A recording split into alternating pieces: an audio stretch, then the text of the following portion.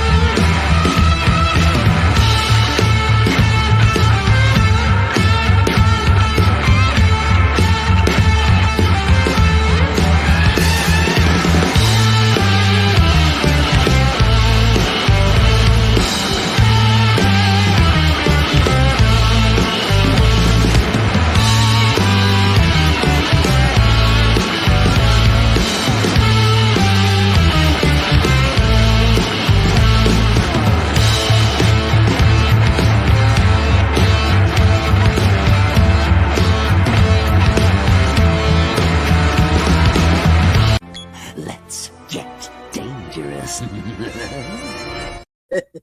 And here we are. We're back for another not Sunday. It's Friday. My mind is on Sunday because I'm up here thinking about all the stuff that I got to do between now and Sunday, and it's like Sunday I'm going to try to rest and whatnot. They start getting old. They tend to slip a bit. Exactly. Exactly. And then next week I'm gonna have to deal with being one more year closer to that dreaded number for some people. 2?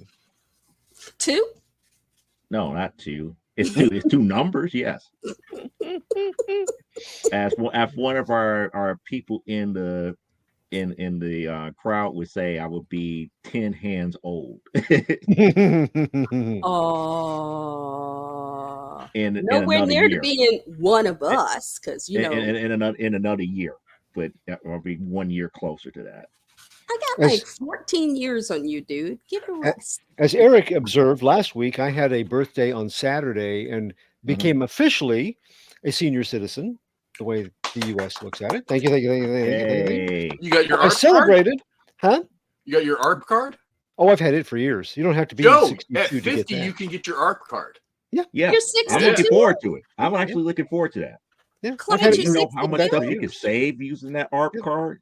62. I mean, I'm you're older older. than everybody else in this chat. You're also an elder stateswoman of geekery. Yes. Yes. Yeah. I am the original old chick.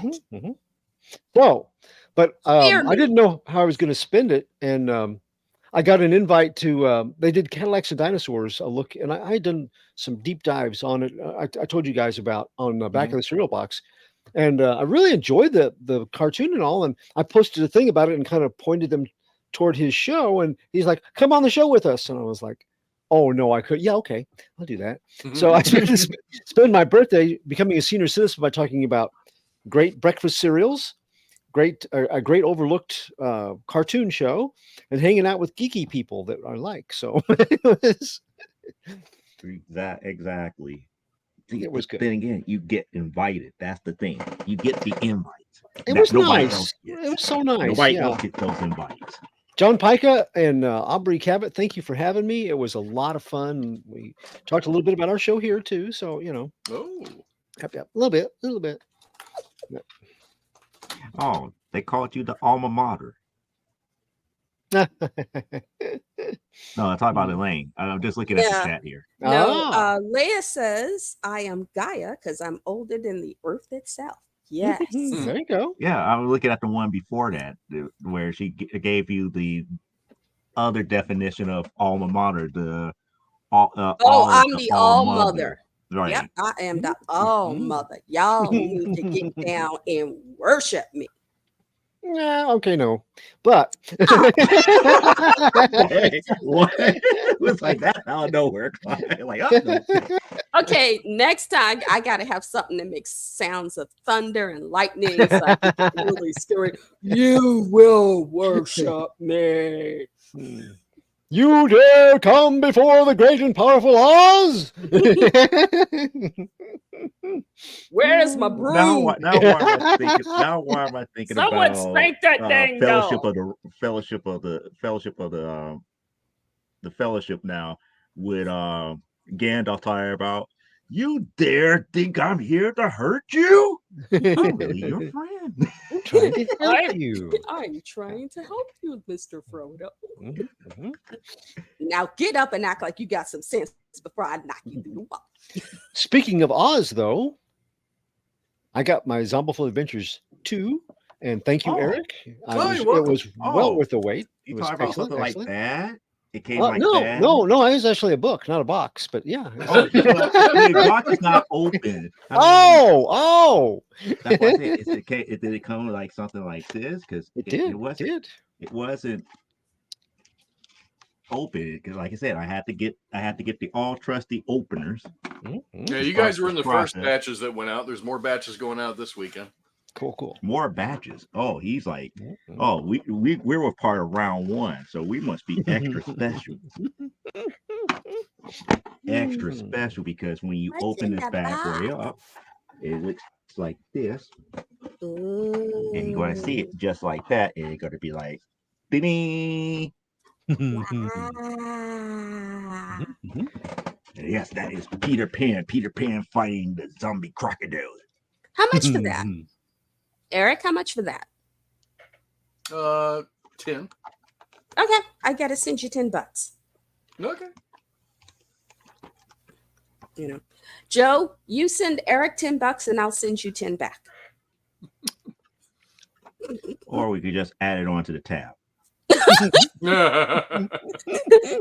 this point, considering the stack of stuff I've gotten from Joe, it's about this high. Well, the one Joe's got is the regular cover. There's a Mhm. couple of not safe for work covers too.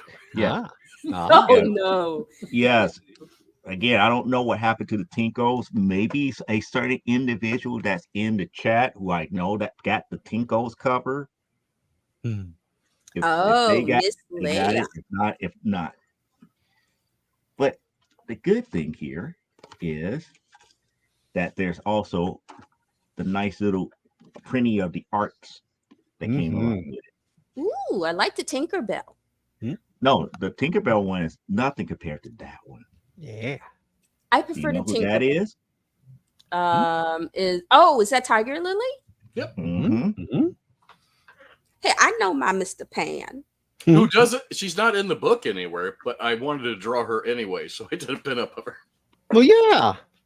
Well, it's kind of like right now I'm sketching out a cover for Zombieful Adventures 7, and I'm not done with 6 yet. But I had a cover idea and I had to start working on it. Yeah. Oh yeah, that's the Tinkos. Yeah.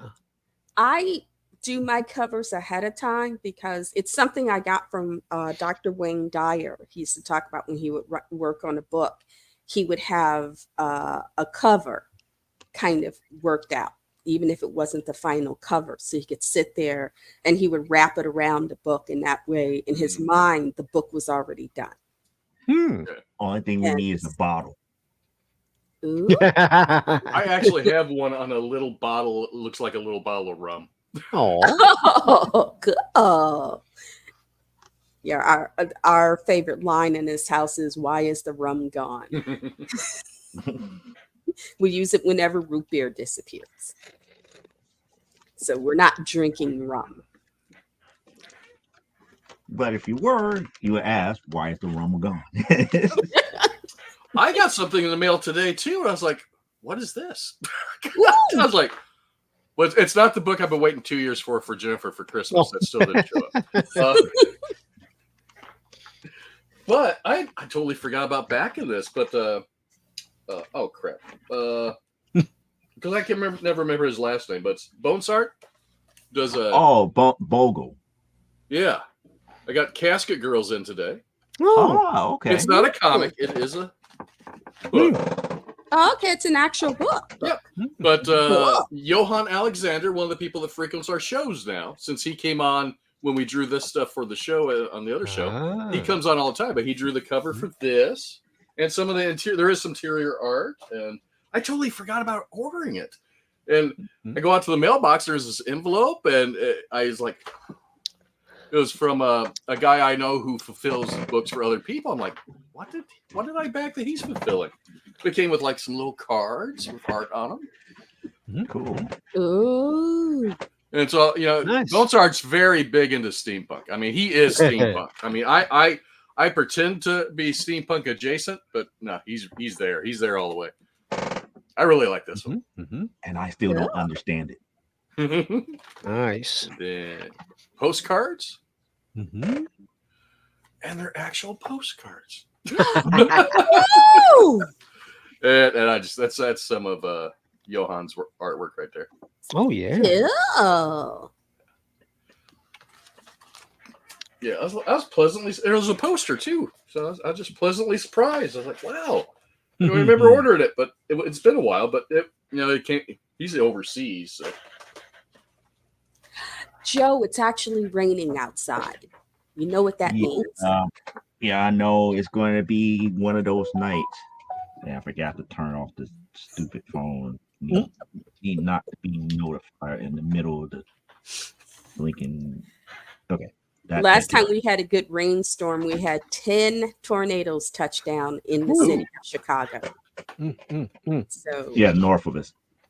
Well, my like mom, north and west.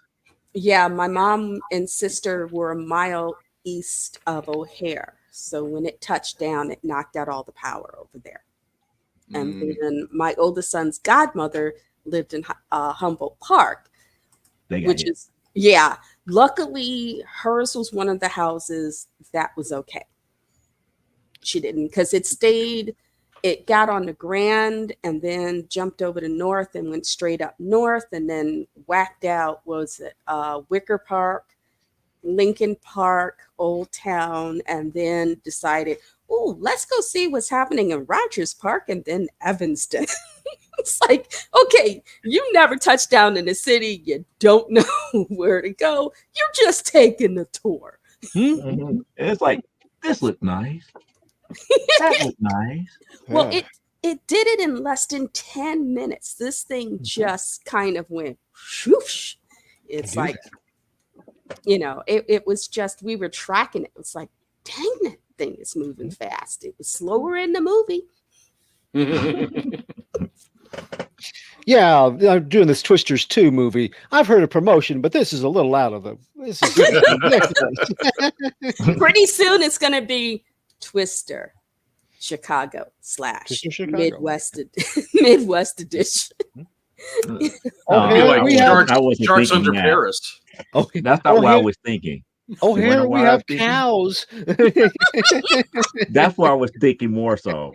I was thinking more so Sharknado 8.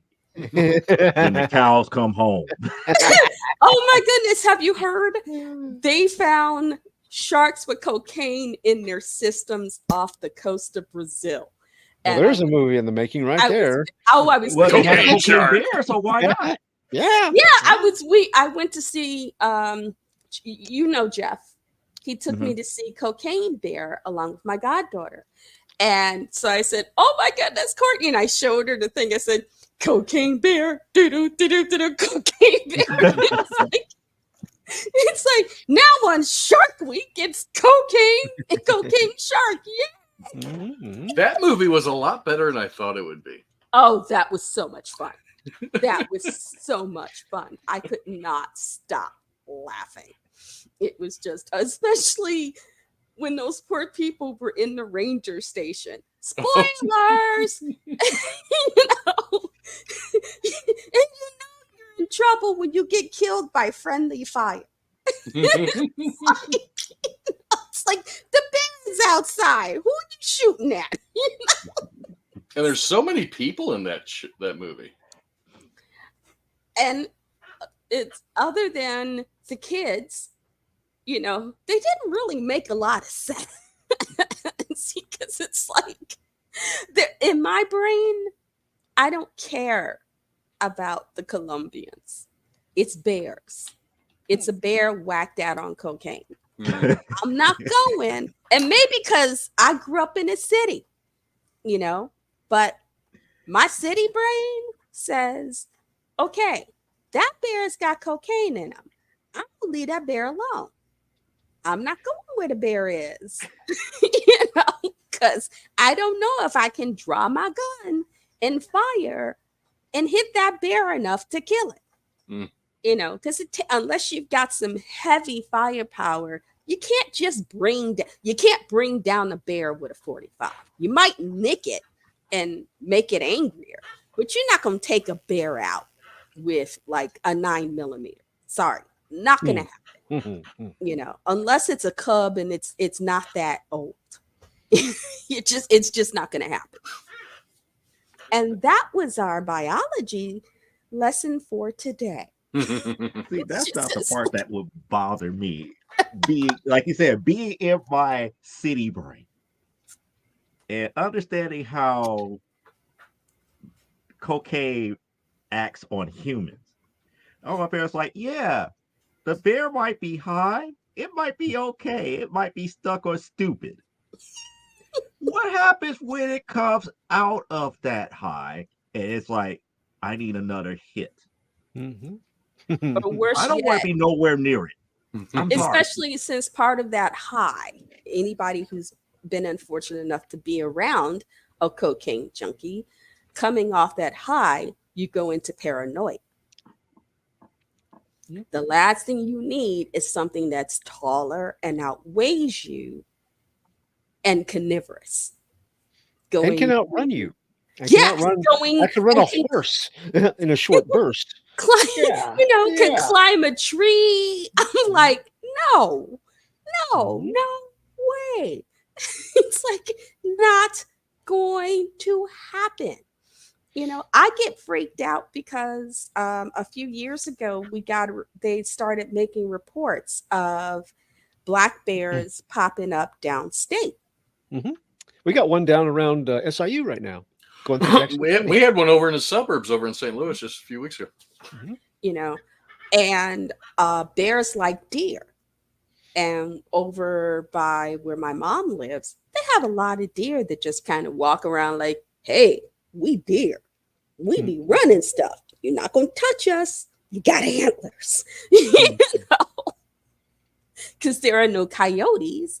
And coyotes, unless it's an entire pack and they're starving, they're not going to attack a deer unless it's a little doe and the mother's not around.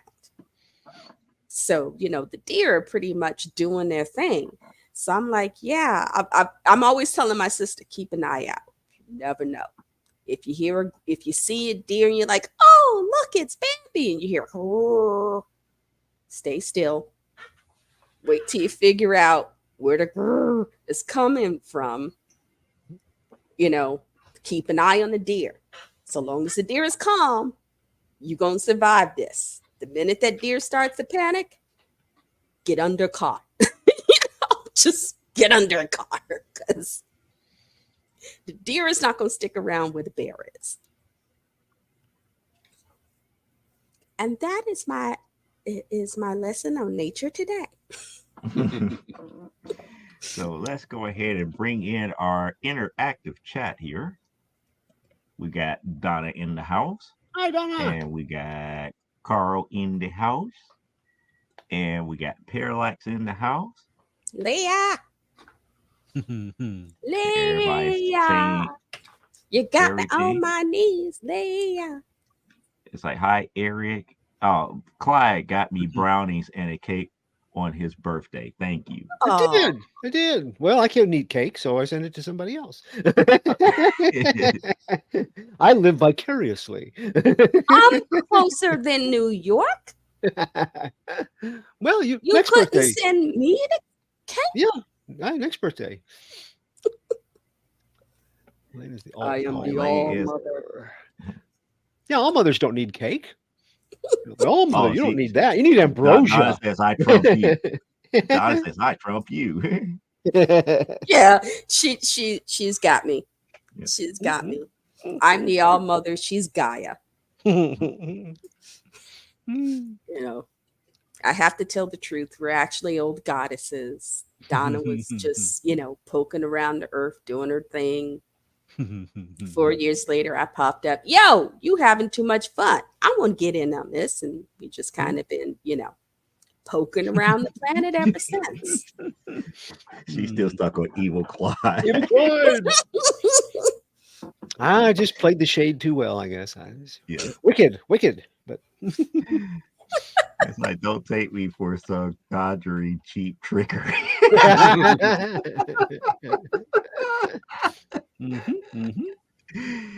Evil Clyde got jokes.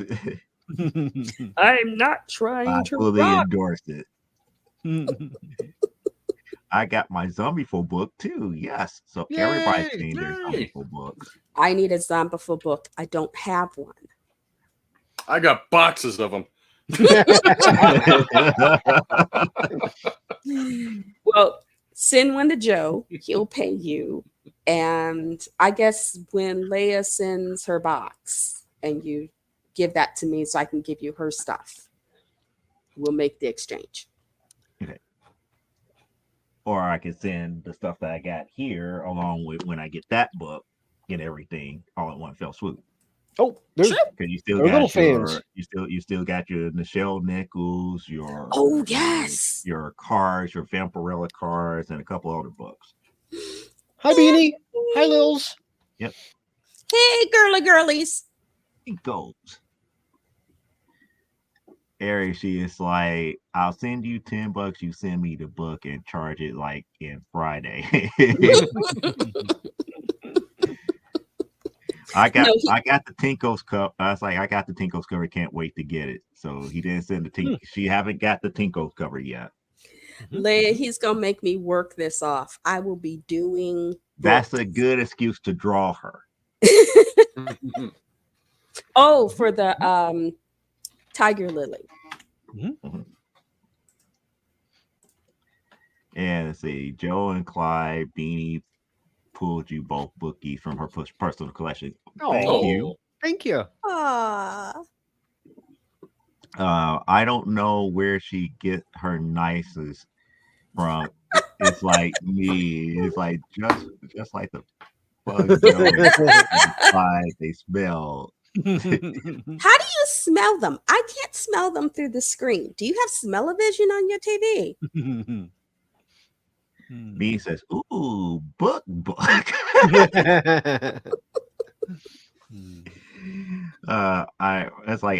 I made an actual postcard from the large. The French fry folder.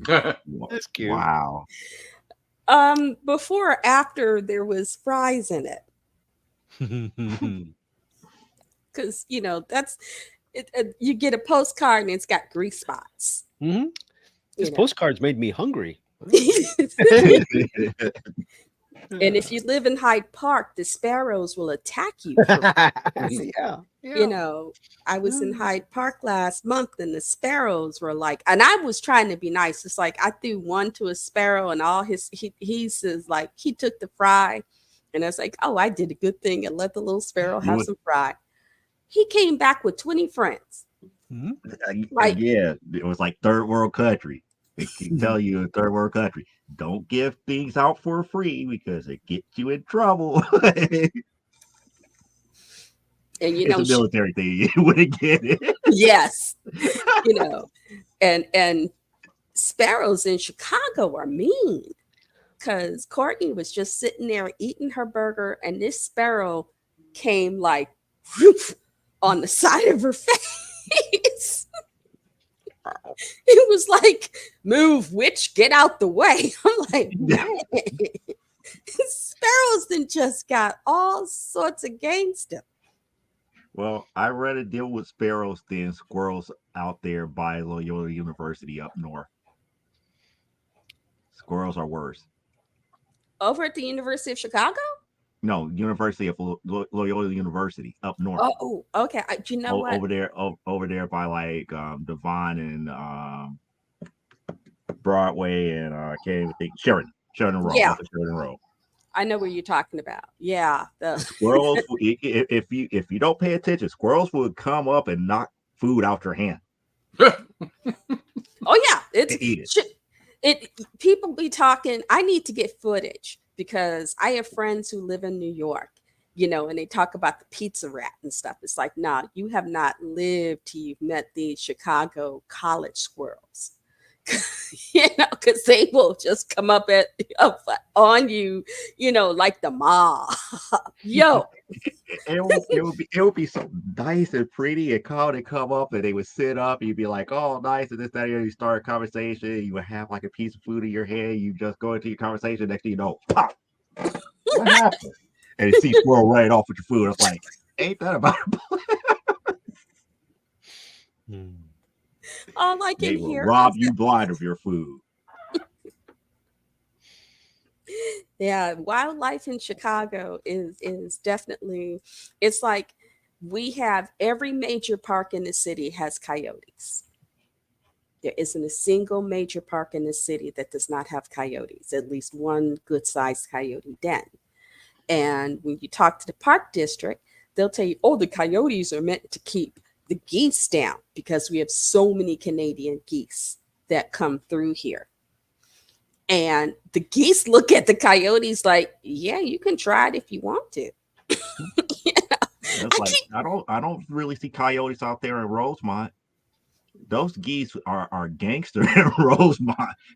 Oh, They're like they get around that one pond and be like, okay, I'm going away from you. I'm not even trying to get by the water where you guys are at. They would see you be like, huh? And then Rose, all of a sudden just like charge. I'm like, whoa, hold on.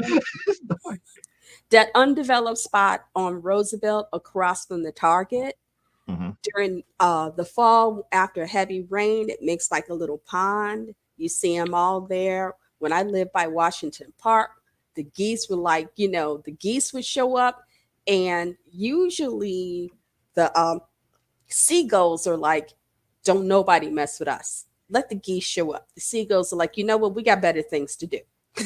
We'll see y'all later. Bye. The geese are like, we own it. Don't mess with us. We might let you survive, but we own the city. I've seen pictures of like some parks on the north side, they put pictures of coyotes up thinking that will scare the geese. And the geese are just sort of sitting there like, okay, is this They'll supposed to go play with bother the me? pictures and whatnot. And they'll be like, play with them. It's like, these ain't real. Yeah. It's like you'll see a picture of a coyote and it's got goose poop all over it. The geese are like, yeah, this is what I think. I'm like, dang. Pop culture. Yep. Gangster geese in Chicago. News at 11. We have a Canadian friend who insists that Canadian geese are nice. I'm like, that's before they spend time in the States.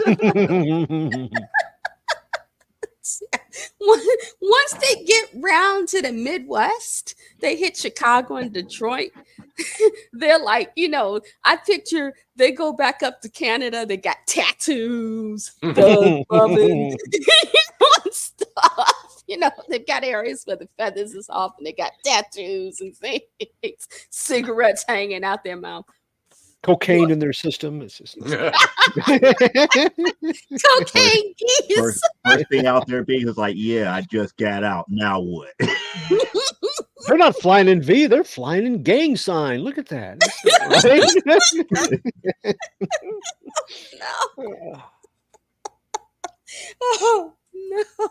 Use the Latin Kings gang sign as they go back up north.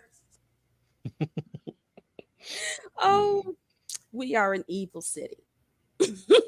we just, we turn wildlife gangster.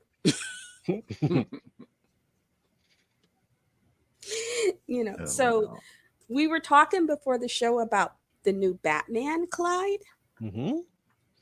Yes, the new Batman Batman Cape Crusader is it is Nourish, pulpy ambrosia, heavy on the pulp, very pulpy. Ooh.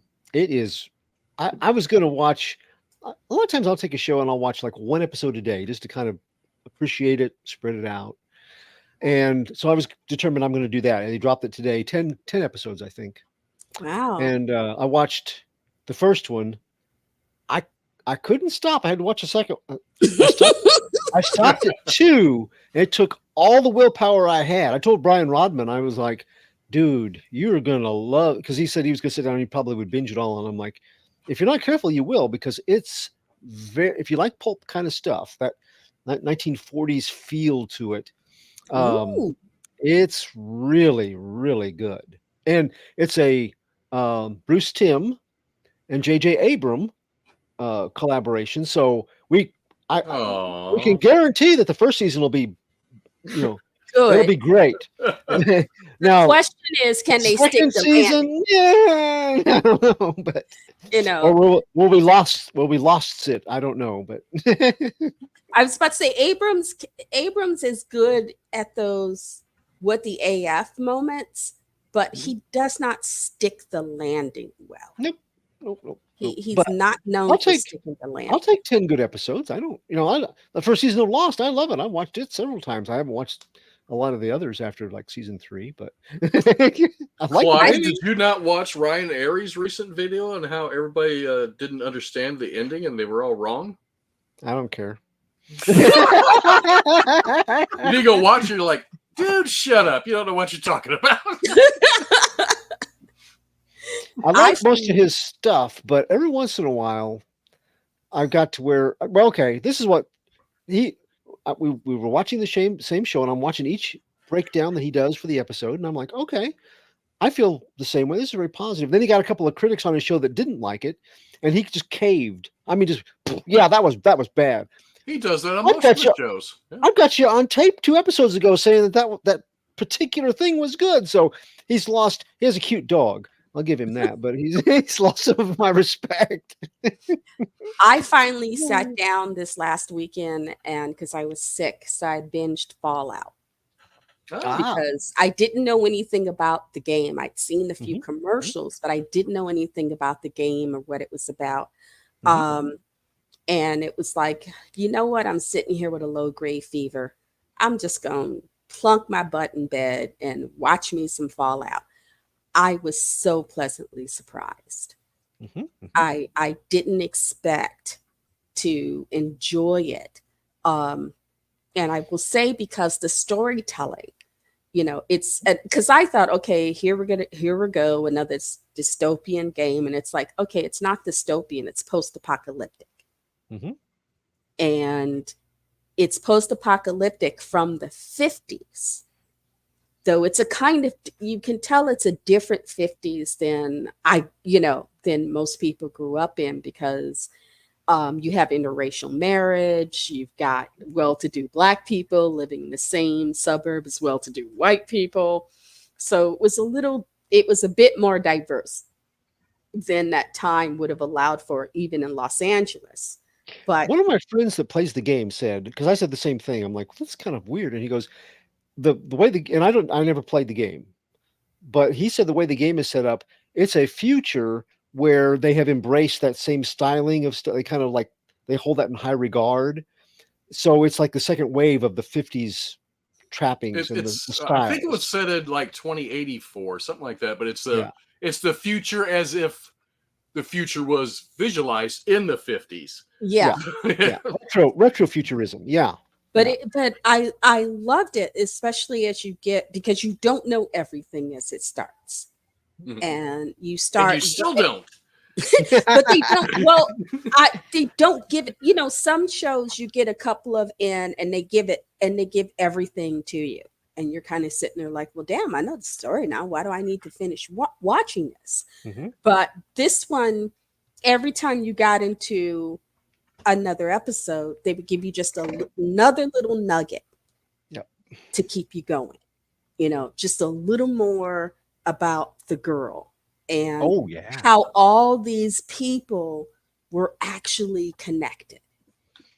you know, because these very different, distinct people, and it's like, okay, there's nothing that connects all these people, and then you get to the end, it's like, they were all connected and didn't know it, and I keep hoping they'll get another season. Yeah, they're signed up. Yeah. It was I think it's supposed to be moved up in the timeline too. So I don't know when that means. Streaming seasons, you never know when they're going to come out again. So like Stranger Things, those kids are going to be in college by the time they get done with that. Yeah. Or retired. Not to say Speaking of streaming, they'll have to do an animation or something. Speaking of streaming seasons here, I am happy with the news that they just recently posted about Squid Game. It's going to have an actual ending. It's going to end in season 3, and they already scheduled season 3. Season 2 is almost ready, so I'm kind of waiting to see what happens in season 2, because that was one of those shows that I'm going to watch one episode. Yeah. Lo and behold, it was 5 o'clock in the morning, and I watched the whole thing. Oh no. Yeah. I was like that with Arcane. I loved Arcane, and I watched every episode. I have rewatched that, and I keep going. It would be so great if they gave it another season, because I want to see the aftermath of Jinx's decision. You know, how many of those people, spoilers, my phone is over here, so I'm talking to the phone. How many of those people survived? You know, how many didn't? What happens now between her and her sister? You know, is there anything left between them for something to happen? It's like, there are some questions I would love to see answered. That, and I love being in a laundromat when I've got my, my Amazon music on and Enemy comes on. And I'm just like folding clothes and yeah. I started to scare people in my laundromat. Because I didn't know where I'll go, but I'm ready. and I don't say anything else. I just like I gotta delete this image, because now I'm up here. It's like, what if Enemy was playing while she was at C2E2 and she happened to see some nice cosplayers, and then she like, it's like, can I take your picture? And then all of a sudden, I am ready. I'm like, no. I like, Courtney would have been, don't you dare, please. Just she jumped in front of me and said, no. Sit, breathe. just breathe, relax.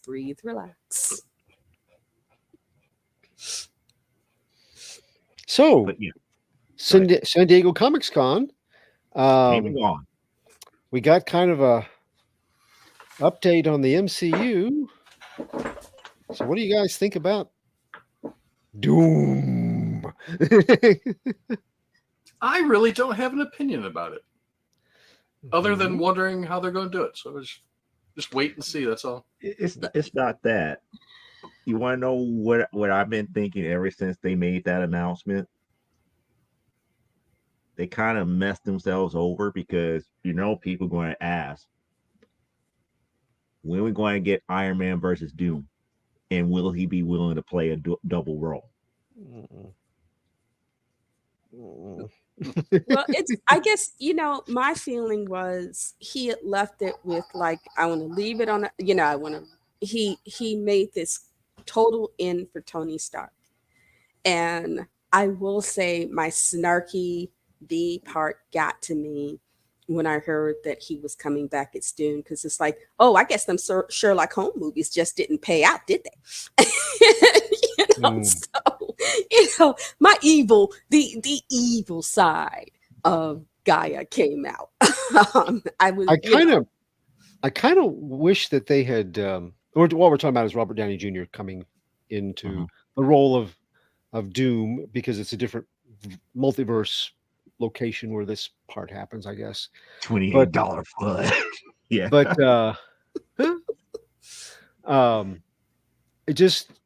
I wish they would work on the characters that are left from where they began, and the ones taking up the mantles and going on from there, and develop good stories with heart, with a through line. Ryan Airy did a good deal on this, by the way.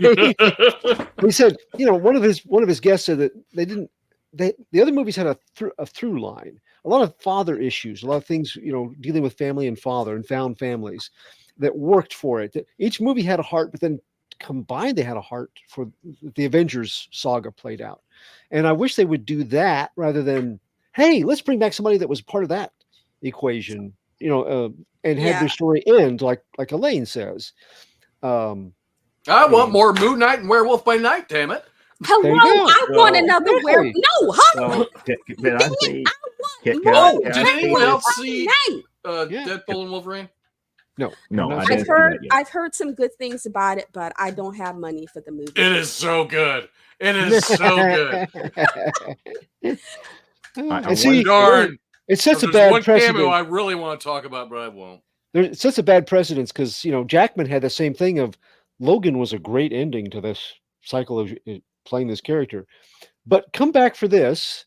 So, and I'm glad he did, but I think I'm not as happy about RDJ coming back. So. Ryan Reynolds, I think, because they have a friendhood. They have a friendship the first time when they did the Wolverine movie together, and he played Deadpool. So they have a friendship, and I think Ryan Reynolds was like the only person who could go to him and say, I got this idea, and I've been bugging on you anyway for these first two movies. Why don't we just have some fun and just be really stupid and goofy and evil, and we'll make a few bucks. Does that fit, Eric? You saw it. Does that kind of describe? Could that be the blurb in the newspaper? Trades.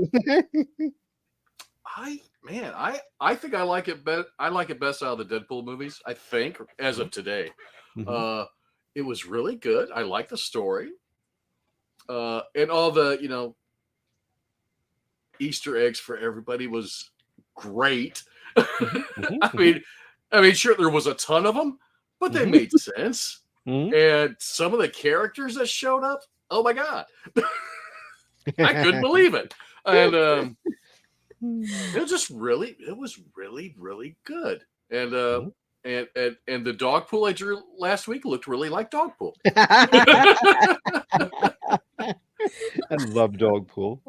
I saw the outtake because it's all of the outtake for that keeps popping up in my Facebook feed, and it's like, okay, the energy that I've picked up from it. And Clyde, you'll get this.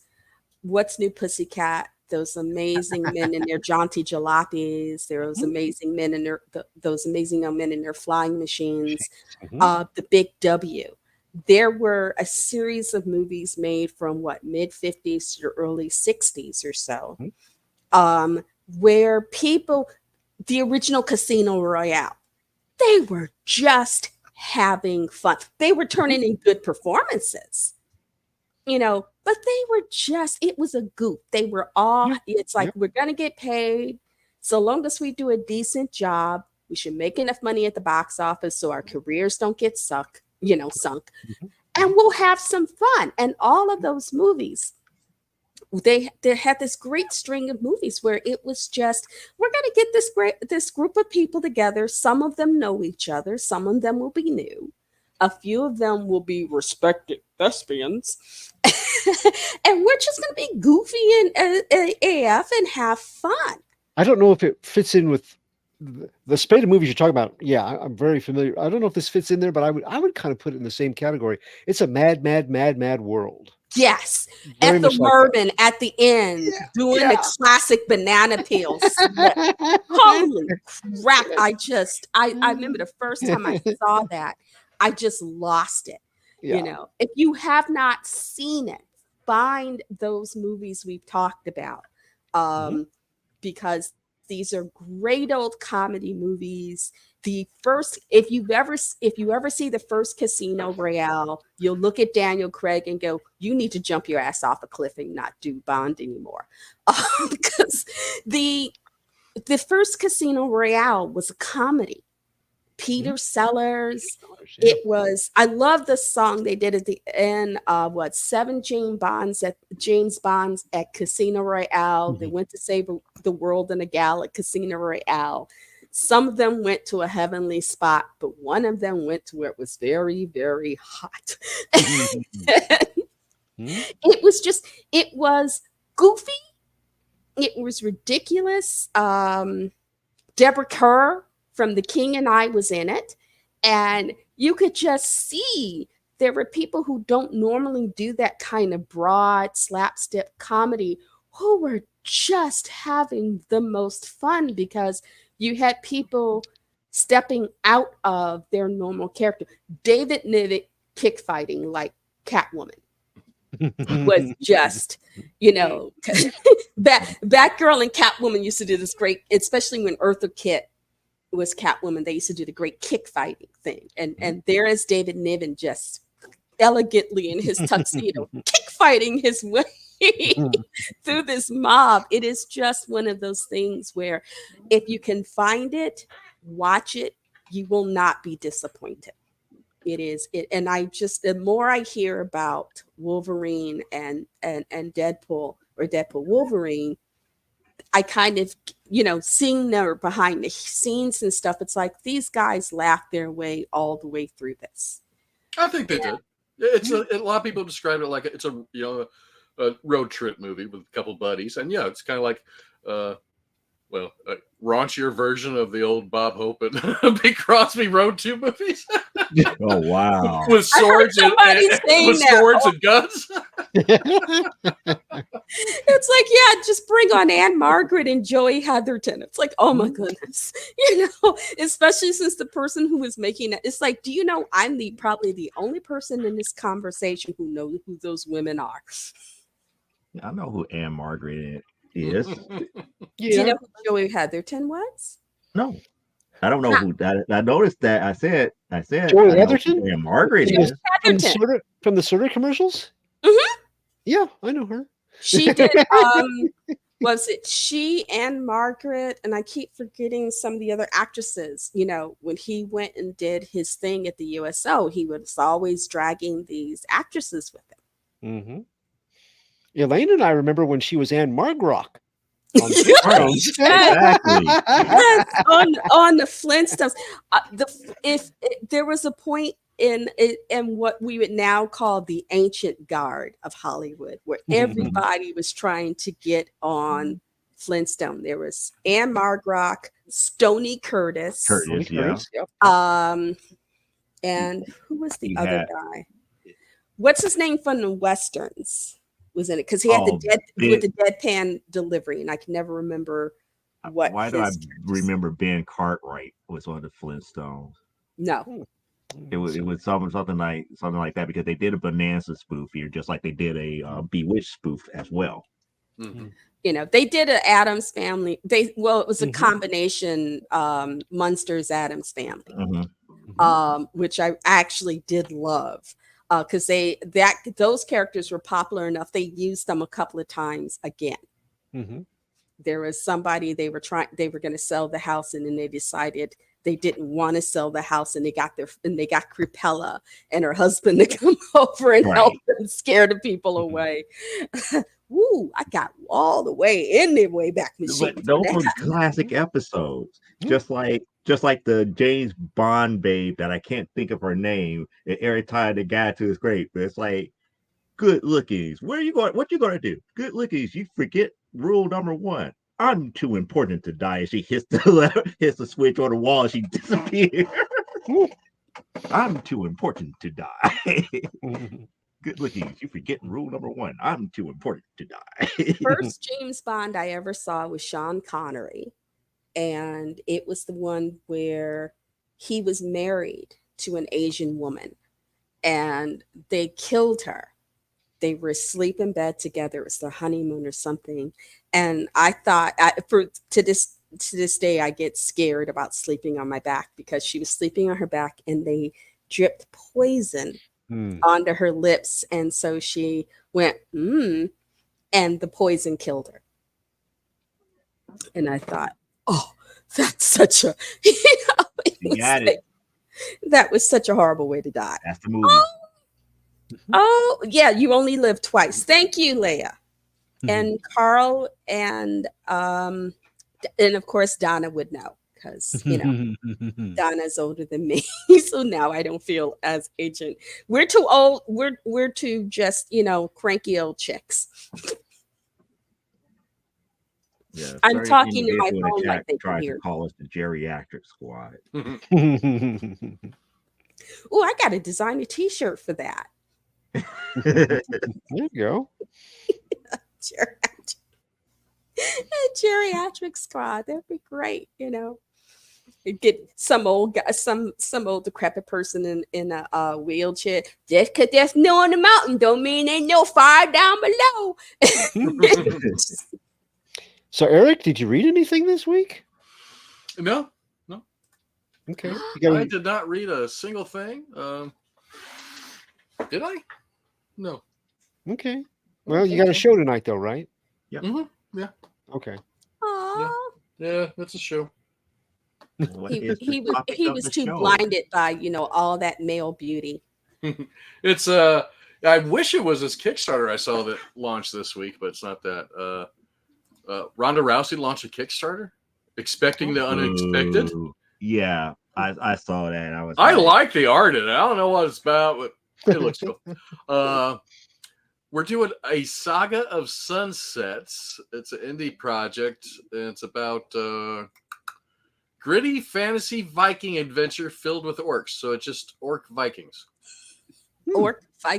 Orcs and Vikings, or orc Vikings? Orc Vikings. I do not see any human in the reference material, and all I see is orcs. All I can see is all male orcs too. I don't see a female orc at all either. So. Oh, there you go. You got to have a Brunhilde orc. Yeah. All I can see is Lurtz going, "He is Orly, I am Sven." It's on fundmycomic.com, and it's been, well, I mean, they have a goal of 7,000. They've been running for a month, and they've only got 16 backers. How much money though? $16. Well, 755. Okay. There you go, Eric. That's a good question. Yeah, they're pretty far Aren't all behind. orcs Vikings anyway? What? She asked, Leia asked, "Aren't our orcs Vikings?" No, that was Donna. Was it Donna? I'm sorry, Donna. It's the eyeballs. I don't see. I would think I consider dwarfs Vikings. I can see that. I can see that if you think about orbit. It's the beard, the braiding and everything. Yeah. Well, also the culture, the culture, the architecture. There's so much about that. It's like, okay, they borrowed a lot from Vikings, more so than Edoras, in certain ways for the dwarves. Though having Eowyn be a shield maiden was very Viking, because Viking, contrary to popular belief, Viking women did fight. Straight from the source. Dwarves work for us Vikings. Oh, okay. You weren't supposed to tell them that, Donna. Have her to read which line out loud. You have to be specific. Yeah, what line? What, that line? That line? Wait, no. We had to skip that line. Joe, give it to me. That's mine. I better get going to the other show. Freya slept with 7 dwarves, and they rewarded her with a nice necklace of. Yes. Oh, so that's the real lore behind not Sleeping Beauty, but Snow White and the 7 Dwarfs. Loki pulled. It was part of one of Loki's many tricks that he pulled on the Acer. that Cool. Freya ends up banging 7 dwarves. Not exactly the Disney version, And is it? those dwarfs was left smiling. And they left smiling too. They was happy. That's the only time you ever see a happy dwarf. Was that I don't know. We're sending Eric off to this show with all kinds of input here at the last minute. I shudder to imagine what he's going to come up with for his orc. Oh well, I will try. I'll try to be respectful since the artist is a preacher. So. Okay. Why don't you warn me you're going to be talking to people of God first? I could tone it down. Well, I better get over Do there you before really they want to start tone without it me. down? Let's be honest. Well, have a good week, Eric. You guys too, and I'll Thank see you. you next week. All right. Bye-bye. Bye-bye. Bye-bye. Oh, well, So- I didn't get to say what I was going to say about the MCU, but we'll save it for another day because my whole theory is that the punks over there at Disney just did not want to follow their game plan because of certain people couldn't play certain characters anymore. Because they had everything set up for the crossing. Tony Stark was supposed to come back, but they're probably going to get somebody else to do it because the crossing could still happen because they had Kang. Right. Yeah. And again, the crossing dealt with Kang and having a alternate young version of Tony Stark. With Robert Downey Jr. being dead, technically they could have Tony Stark from the past, him, and the young one clash heads and everything, and then bring it back to now there's only back one and Tony is back permanently. Which one they have, don't know. Don't care. Victor Von Doom is one of the most iconic villains in all of comic history. And I just hope that they don't give him short end of the stick by doing this, fusing somebody into the role that doesn't really fit. They could have made him his own with a different actor to make him really shine as a major villain. It just seems kind of, for such a major villain, it just seems kind of shoehorned in to me. I'm not the hugest Doom fan, but I know some who are, and I can't imagine that they're going to like this very much. I don't know. That's the thing. It's like I don't sell Robert Downey Jr. short. True, absolutely true. Just like I stopped selling Hugh Jackman short because I didn't think he would do good as Wolverine. He did okay, but he didn't impress me until I saw The Prestige. When I saw The Prestige, I was like, yeah, they ended up getting the right actor because if somebody could pull off what they did for The Prestige, I could see that happening. Yeah, he was good. Does he have the range to play Doom? Probably so. He can. I just don't know if it's the best serving of the character for him to do it. Now, yeah, I saw Oppenheimer, and yeah, nothing but respect for the actor. It's just, this is a choice that I have seen people that I thought were great actors put into roles that I didn't really think they fit or were the best choices for.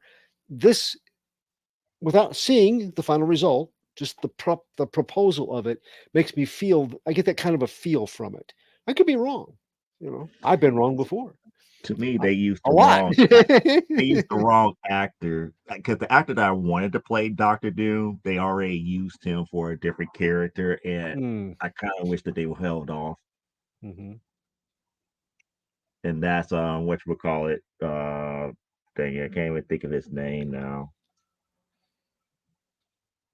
The one that played the Games Master in the MCU. I can't even think of his name. He would have been my choice to play Doom.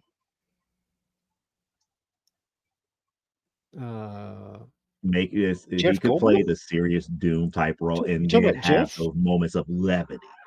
Jeff Goldblum? Yes. No. Well, no. I was also one of those people that said Batman, I couldn't see a comedian playing Batman, and he did a pretty good job. But no, I don't think so. Because I think about all the evil villains that he played, and the one that sticks out the most to me was the head of OCP in the reboot of RoboCop. And hit him in that role made me think he could possibly pull off a Doom because So he I was did. not jokey at all. Okay, I did not see him in that one. Yeah. So, but I have seen him. Like I've seen him in The Fly. I have seen him play roles against type, as they say, and do really well. But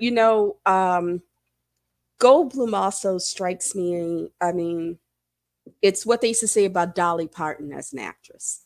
You have to have them in the right company Hmm. so that they've got the right energy. You can put Dolly Parton with Lily Tomlin and Jane Fonda, you got a hit. Put her in Steel Magnolias with those women. She's going to come up to that. She's going to come up to Sally Field's level. She is not, she is going to come up to Olympia Dukakis's level. And so long as you've got people acting at that level, she's going to come up to it. And she's going to be very good. Stick her in a movie like Straight Talk with an Or actor who's the greatest added. little whorehouse in Texas. Yeah, it was the actors were She's like, just "Yeah." she had no one to help her. She was working both cases. She's working with men who were very much about, if you have trouble getting up there, well, that's your problem. And it's like, it's a dance, y'all. And you just kind of left her standing in the middle of the floor going, ooh. It doesn't work. But Goldblum is also a veteran actor. He knows how to, if he's not feeling the cast, he will just lift himself up and go, hey, you know what? Y'all come up to my level. Because this is what my worst is. If y'all can't get up to there, this movie's screwed, but I'm gonna get my paycheck regardless. Bye. And I guess that's what impressed me about reboot of RoboCop, because the reboot of RoboCop, we didn't get what we wanted. They kind of rewrote the lore of RoboCop. Oh man, that sucks because I like the The original original 80s RoboCop. RoboCop, yeah, we love that. But they It was changed a lot of stuff that changed the lore. Like, not how he became RoboCop, but why, the things and whys about how he operates. And the first thing that they changed in that reboot is that he was an average officer, but for the testing and everything for where they was going with that program that OCP wanted, mm-hmm. they saying that his reaction times were too slow. We just need him to be, the figurehead. So when the visor was up, the human part of him was in control. But once the visor go down, he was up under a computer program, and the computer program took over. Damn. Hmm. That I'm Holy sorry. John Paul Valley. No, we don't want this. This is bullshit. I'm thinking, the whole point of it was that Murphy was such a stand-up guy, which is kind of the reason that he got killed in the first place. And even when he was still within that programming, he was still this stand-up guy. That he had rules that he operated under and limits.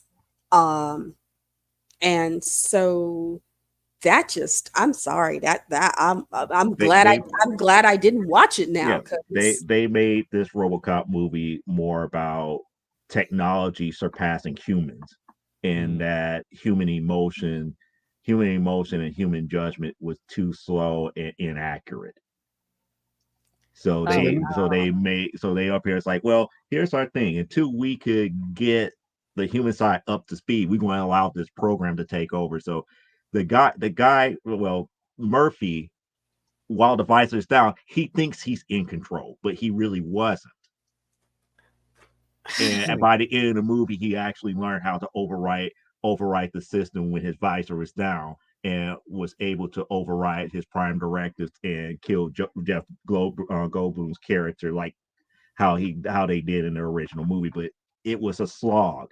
because they was up there talking about how OCP was managing everything that was military. It's like they had wars overseas, and that's where the Ed 209 models were at, and they were winning the war over there. And Samuel L. Jackson's character was like a commentator for this big news network. He was saying how great this stuff was, and it was talking about the state of humanity. It's like, yeah, y'all changed the lore too much. Y'all tried to make it too realistic. It's like RoboCop was old school, fun popcorn movie where you got a good cop who knew the business and everything. He gets shot up for doing the right thing. They gave him a second chance, and he became a badass. I definitely won't buy this new thing for $1. Nobody got it. And I kind of agree, because when that movie came out, nobody was clamoring for another RoboCop movie. Nobody was saying, "Hey, we need another RoboCop movie," especially after RoboCop 3. Oh wow! RoboCop versus Robot Ninjas. So they kind of turned in the reboot. They kind of made him into John Paul Valley, the Azrael RoboCop, huh? Being a nebbish until he puts the mask on. I'm sorry. Leia's comment. That's why I was laughing. Oh my goodness! Oh my goodness! Hello. Well, you can't blame that one on me. You know. So, are you doing any books today, Joe? Are we ranting? Well, that depends on the group here. We're back through 1 through 4. Oh no. There is not a true number 4 up in this list here. I can say that. So there's nothing that's going to make me go like ballistic here. I don't even think there's really a true number 3. I was about to say, is there like a squeaky 3 we need to be aware of? Nah, it's like most of the books that I have today. It's like one I'm satisfied with. Another one was a surprise, and I think Clyde know which one that is a nice little surprise. The other one, I kind of look back at it and be like, why can't they make this one like the other one? And then the fourth book is kind of like where I'm catching up here. Well, like I told you, I have a book that I have to thank you for, Joe. Why do they always want me to be at rage mode? You're just such a sweet little rage monster. It's like Clyde is less than Lils and B are thinking again for cakey and brownies. You're welcome. I'm glad you liked it, kiddos. They just finished the brownies earlier today, and we're singing the song about you, Clyde.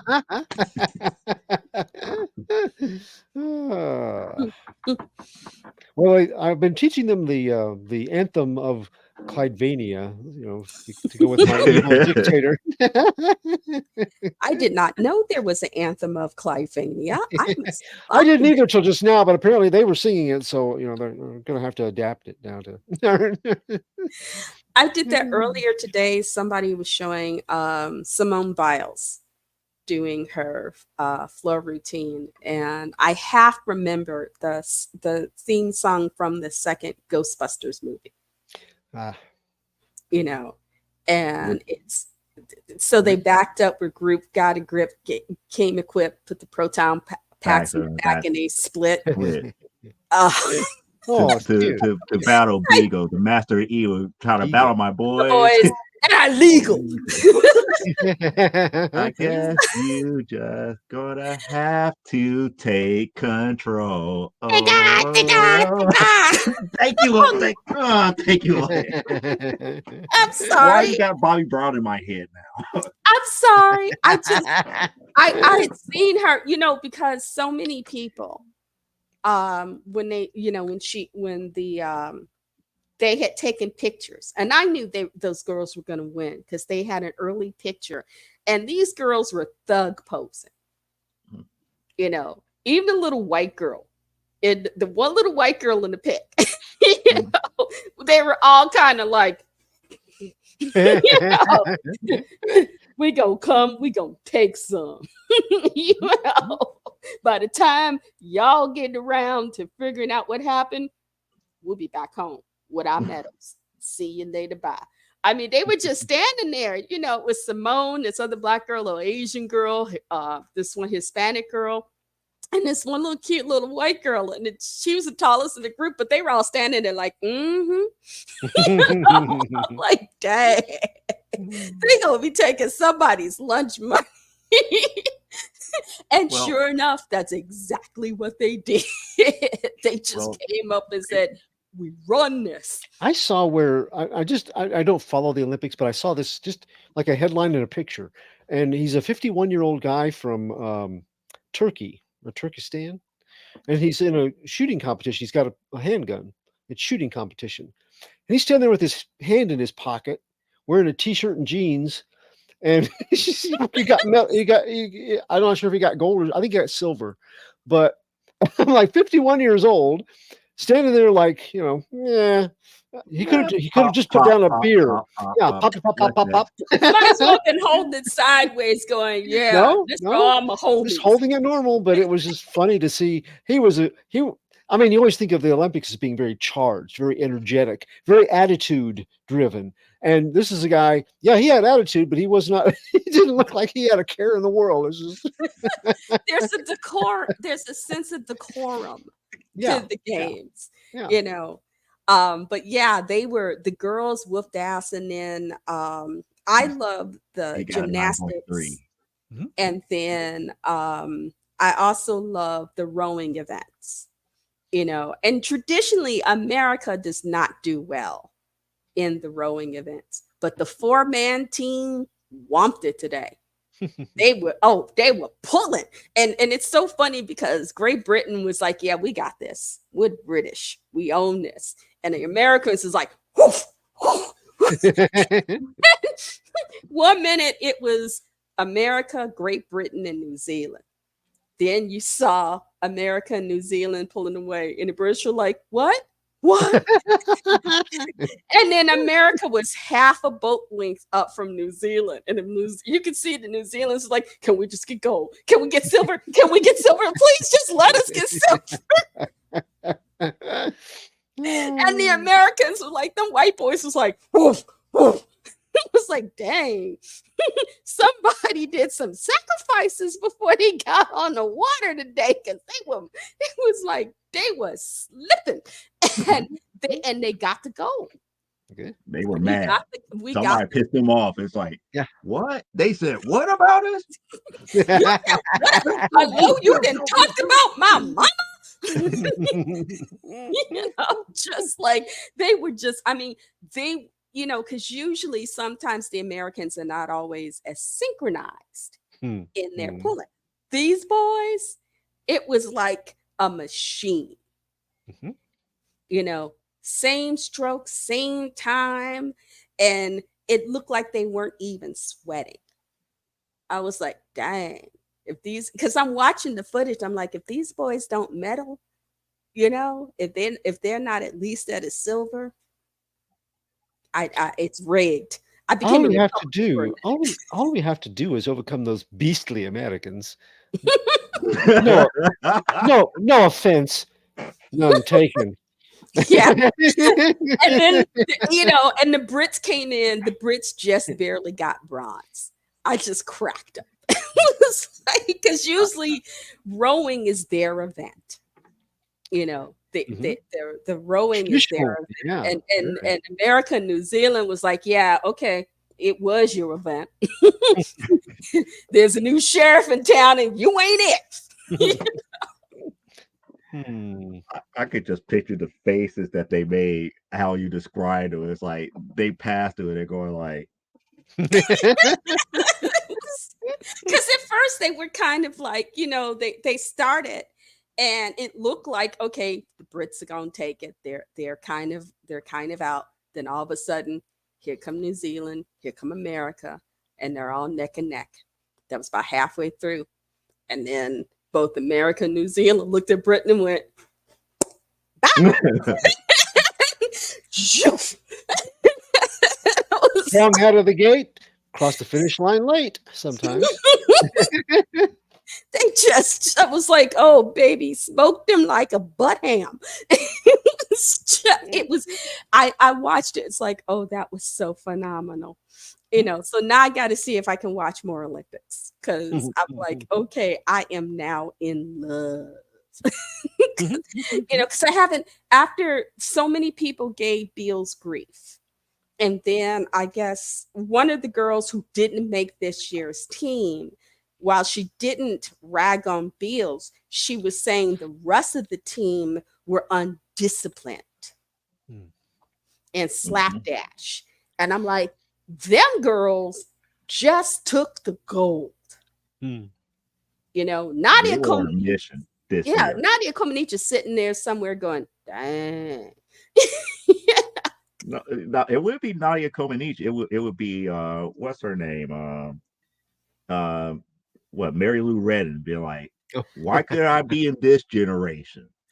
Well, Retton comes after Comaneci. There was Comaneci because for the longest time the Russians were dominating, and then Retton comes up because Retton got the same coach that she got Bella because he defected at that point. And then she got to play Tiny Tim and Scrooged. So,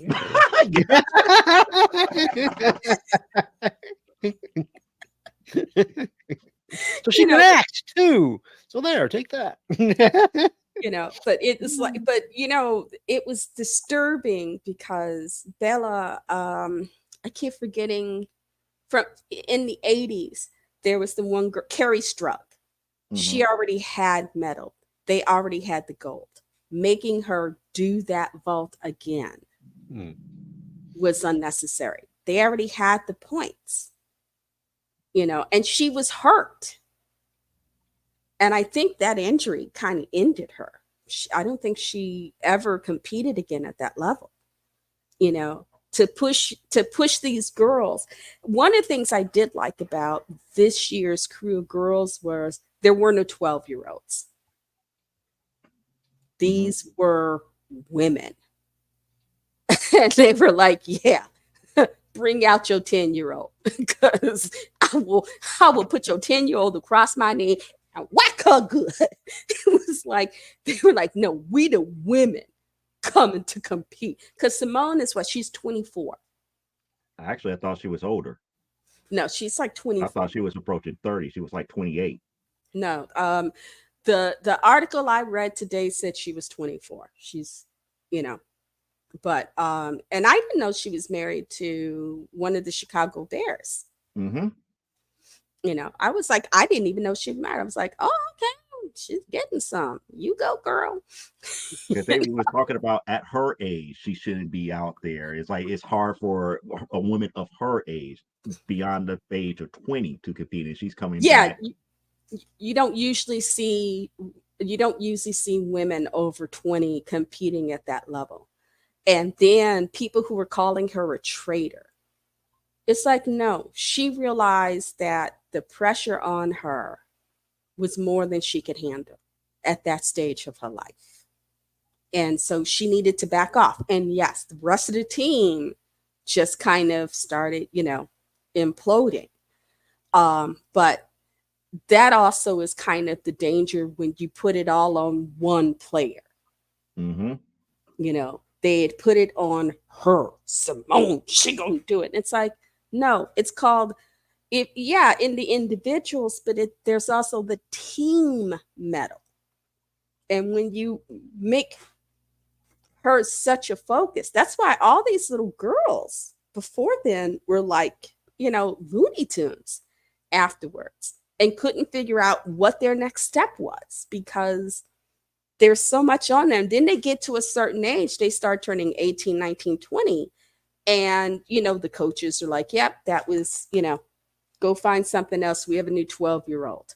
It's like, oh my goodness. They throw these girls away at 20. And it's sad. But I love the fact that she was there with these group of girls. And they were like, no, we're women, and we're going to show you what we can do. individually and as a group, because the Suni Lee, Hmm. she was doing the Uneven Bars, which is one of my favorite to watch. And during her practice, she fell. And they were like, oh, yeah, she fell. She's not going to do that well. Then she got up That's and, gonna piss her off, and she going to be like, she going to be ready. but that's when you should fall.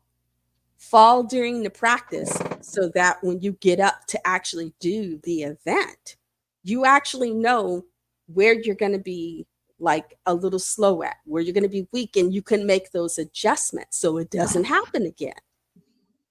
It wasn't radioactive. That's probably what it was. There's a little spider on there. He didn't even give me any Spidey powers. Oh, Yeah. poor Beanie. Yeah. So, Joe, what's your book?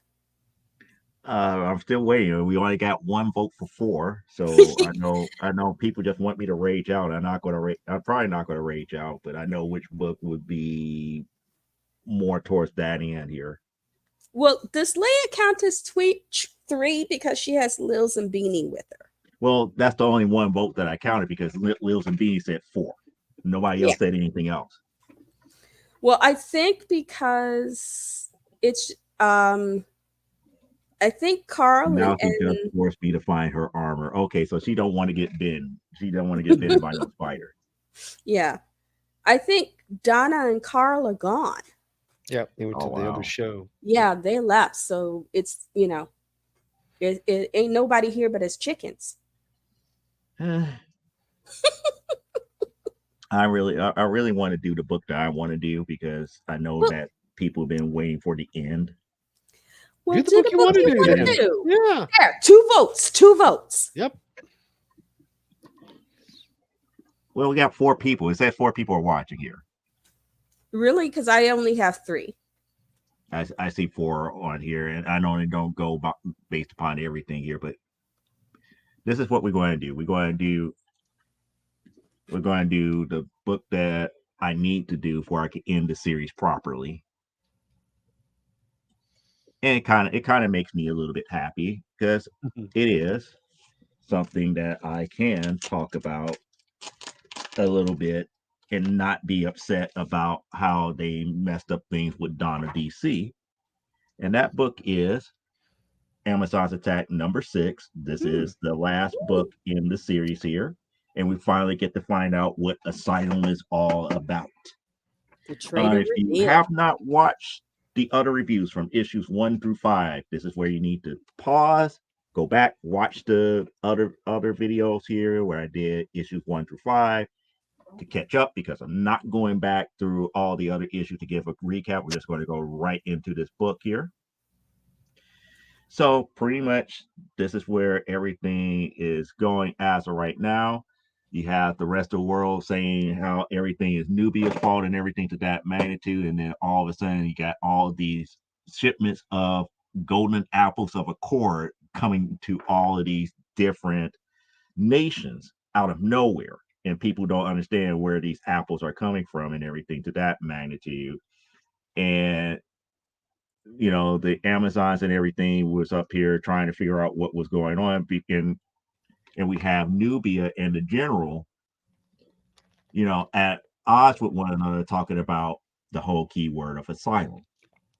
And what we ended up finding out is that the general was actually possessed by one of the matrons of the Amazons, because it goes into the history about there were like 4 or I should take it back, 6 major matrons of the Amazon tribes, and they pretty much was pretty much led all the Amazons through the worst ends of the earth and everything, and they had all the different tribes and everything, and they saw how man eventually betrayed every last one of them until they got to Asylum.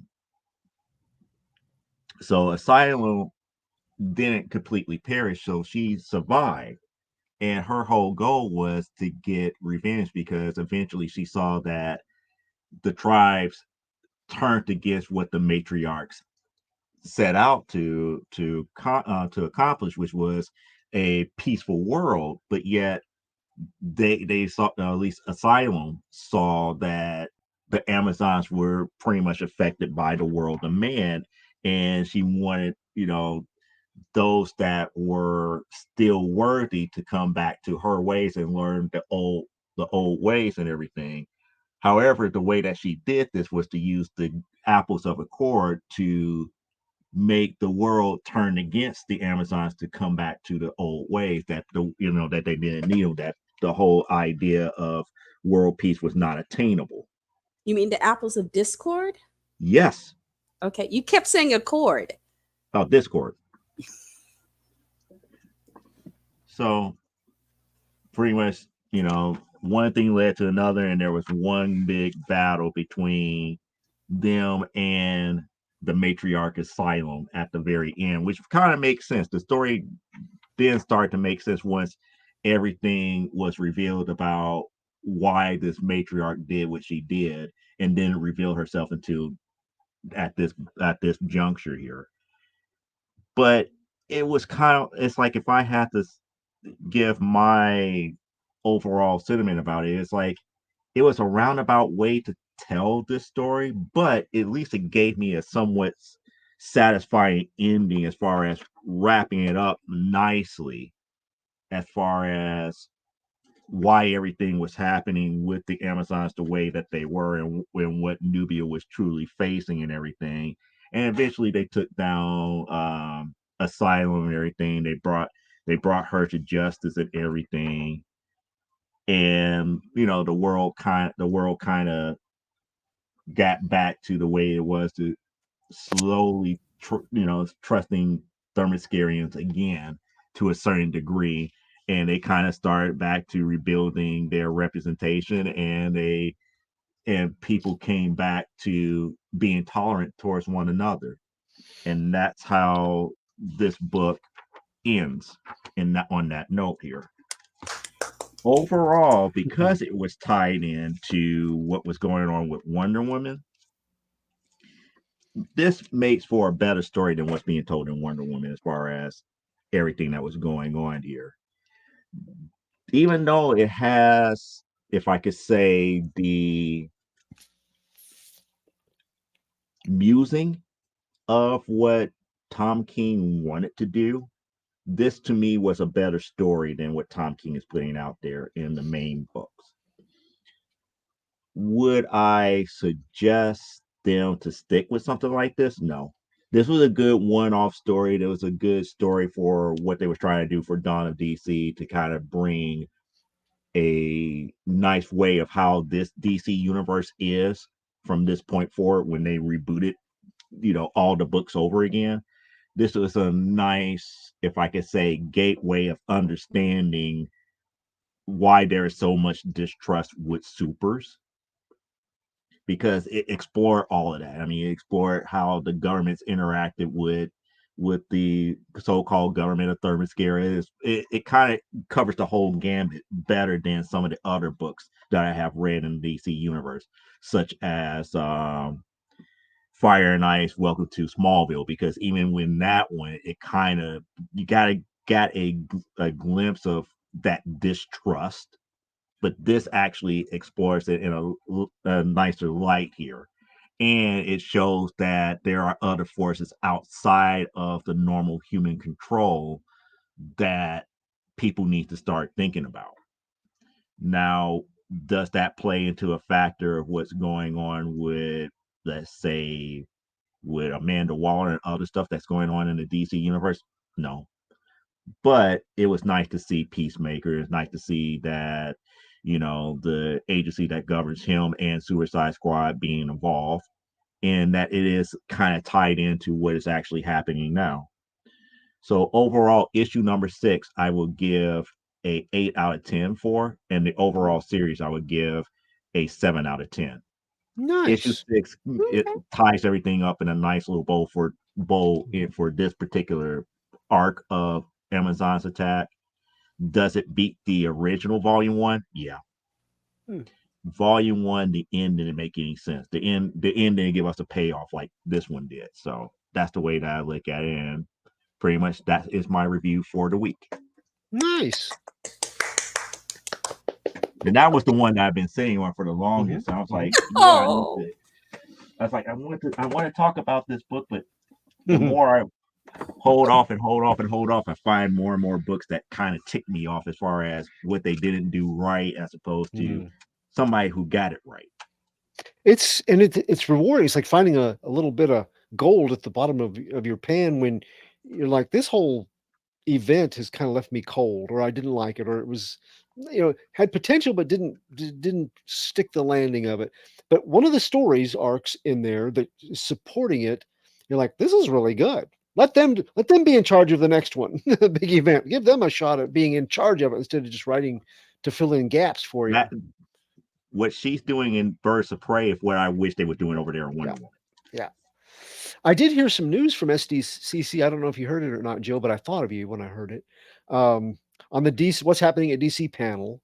It got my attention because Jeff Lemire is going to be writing a Justice Society of America ongoing series. So they listen.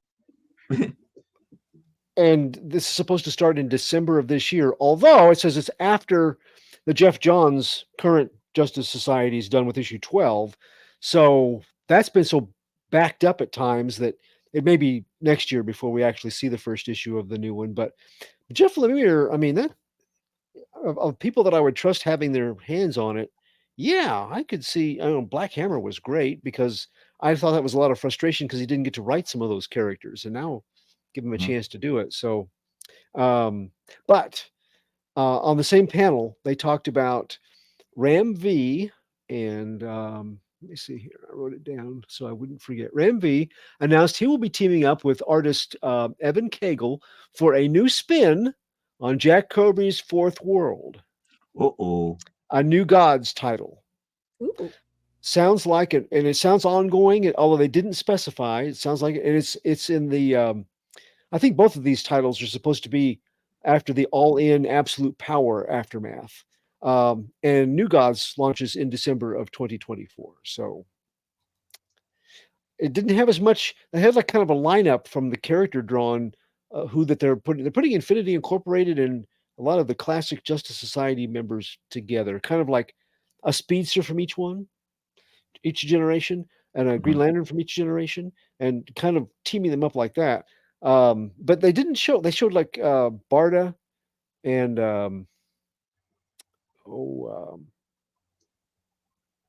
trying to think some of the other New God heroes. Son Beautiful of Dreamer. No, they had Barda. They had the son of Darkseid, the Orion. helmet.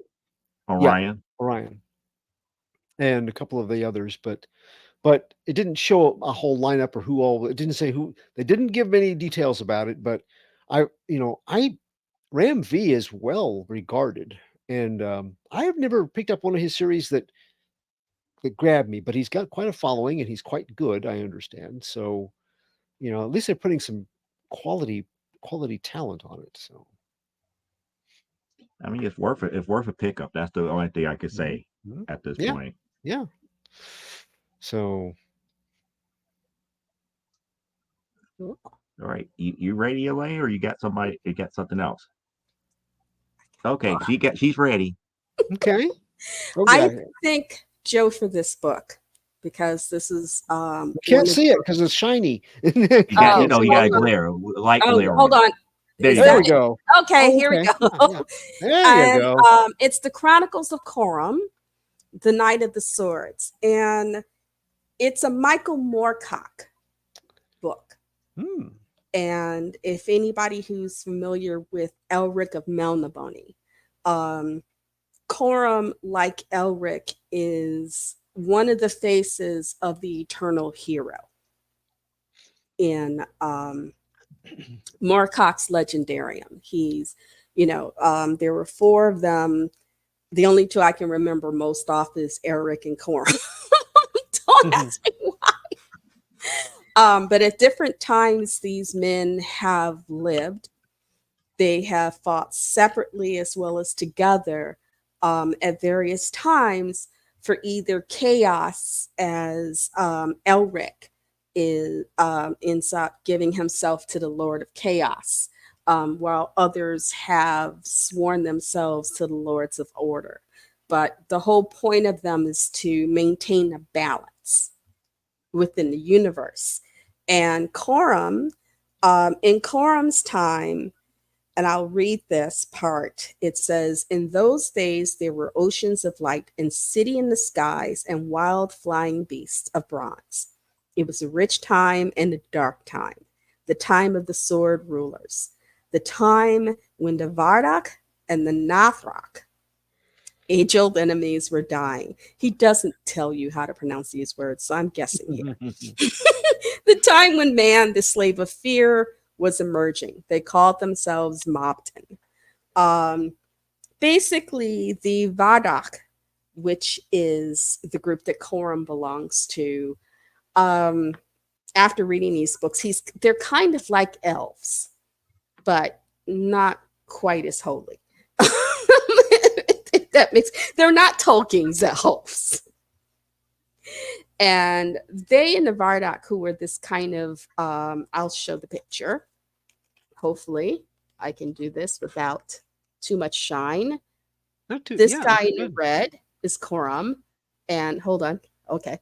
These guys are the Nathrak, who are these ape-like creatures. They have lived on this planet for ages, and they've been enemies, but they've reached a point after millennia to say, you know what, you go your way, we'll go our way, and we'll leave each other alone.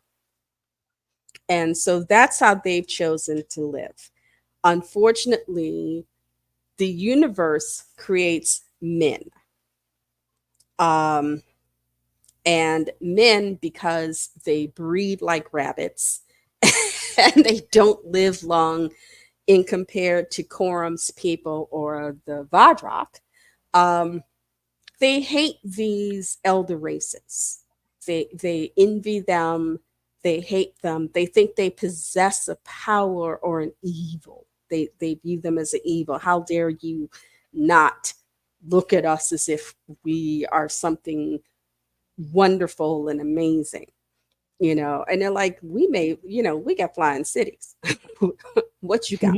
we got flying cities. What you doing? Anyway, this particular story of our young Prince Corum, hold on, see if I can pull this in, starts when his father comes to him and says, I haven't heard from our cousins in a while. Would you be so nice as to, get on your horse and ride out to where they are and just see what's going on? And so Corum does that. He gets on his little horse and he rides. And as he does, he finds horror in the world. Men in this book are some crazy mofos and are just killing everybody and everything. I kind of think of this book, it's very existentialist. So it's like if Sartre and Nietzsche sat down and decided to write a comic. At least that's how I take it. It's a very existentialist, we're all going to die. What's the point? Kind of thing. But Corum, under the, request of his father, rides on. He makes himself invisible so that they can't see him.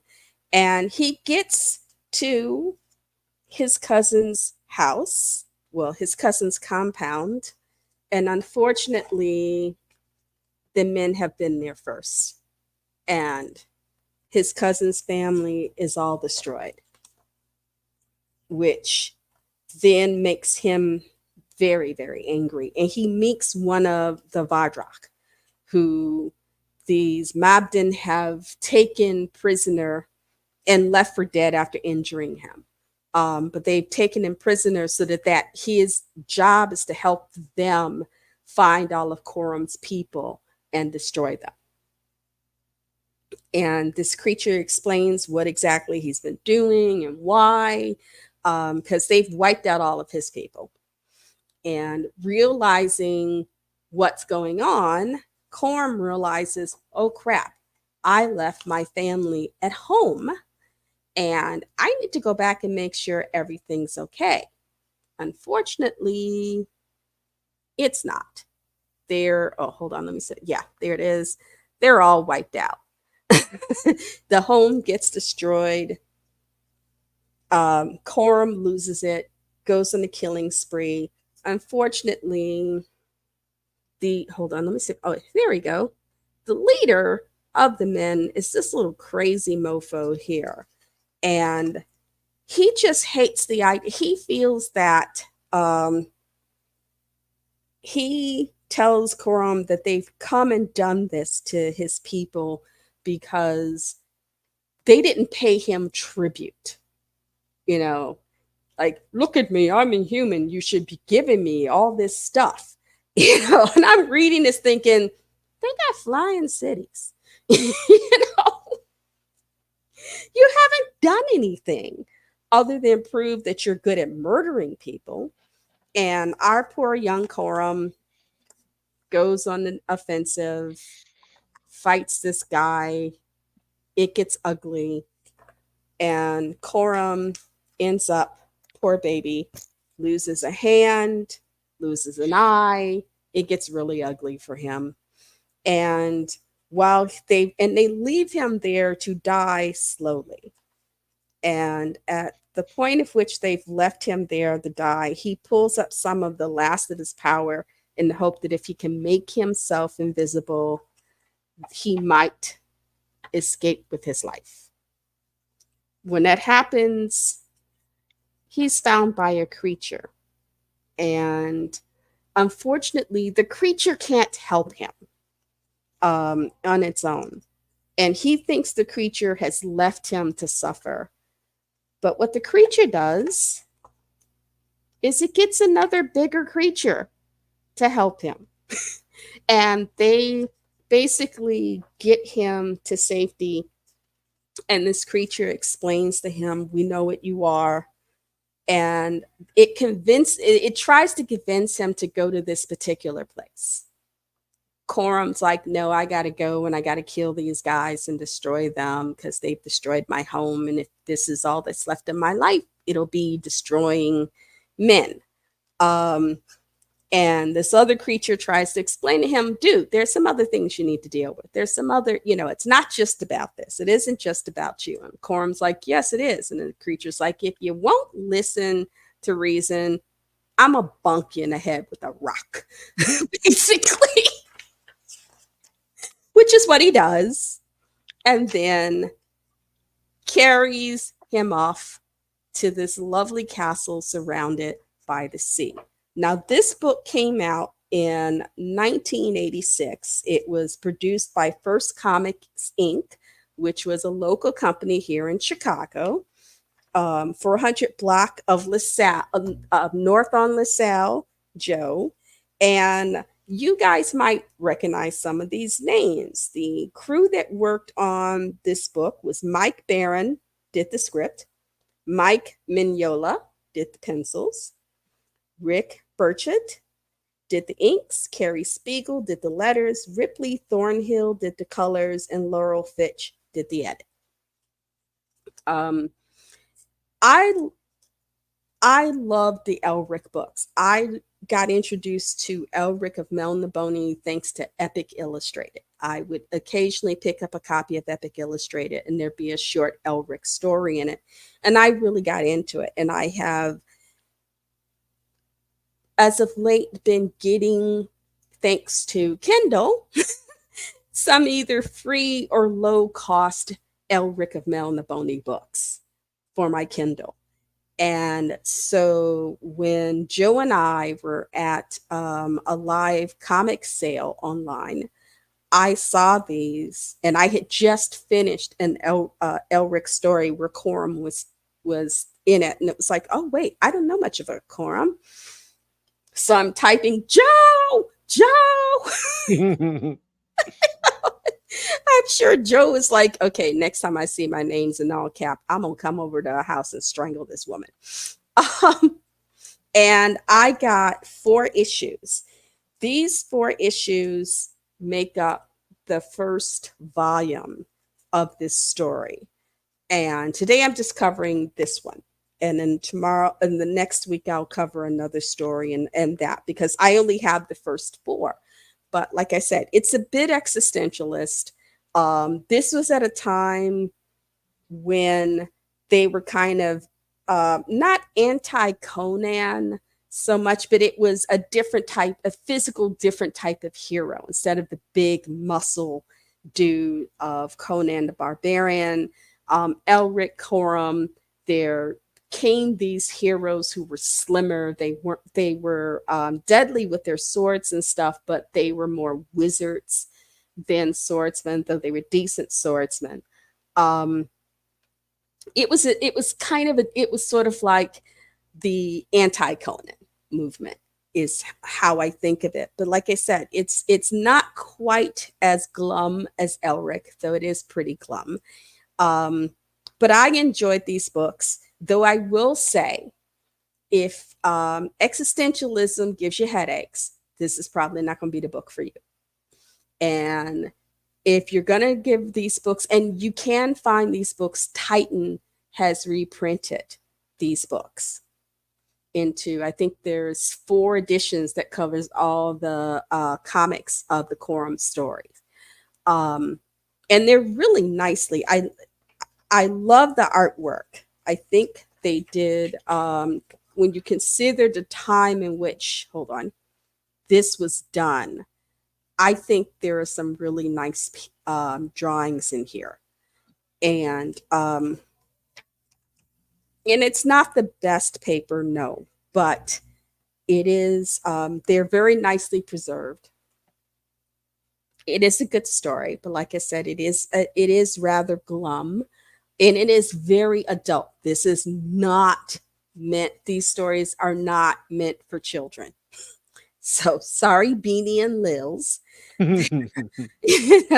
These are not kid stories. Your mommy, if she gets them, can set them aside. And then when you're older, you can read them. And, oh my goodness. Sure. Yes. I just wanted to say Moorcock. Yes. What can I say? You know, yes. Yeah, I just wanted to sneak that by. Yep. And she wants to say it even more. But yeah. So, but he's an English writer. Like I said, his stuff isn't for everyone. It's a bit nihilistic. It is very existentialist. But I don't know. There's a dark and moody side of me that this appeals to. I had a friend that was a big Conan fan, and I had been reading in some of the epic books you were talking about. I had read some Elric, and I was trying to explain to him the kind of a world, how it was different. I said, he's sort of the anti-Conan. He's an albino, and he's thin of body.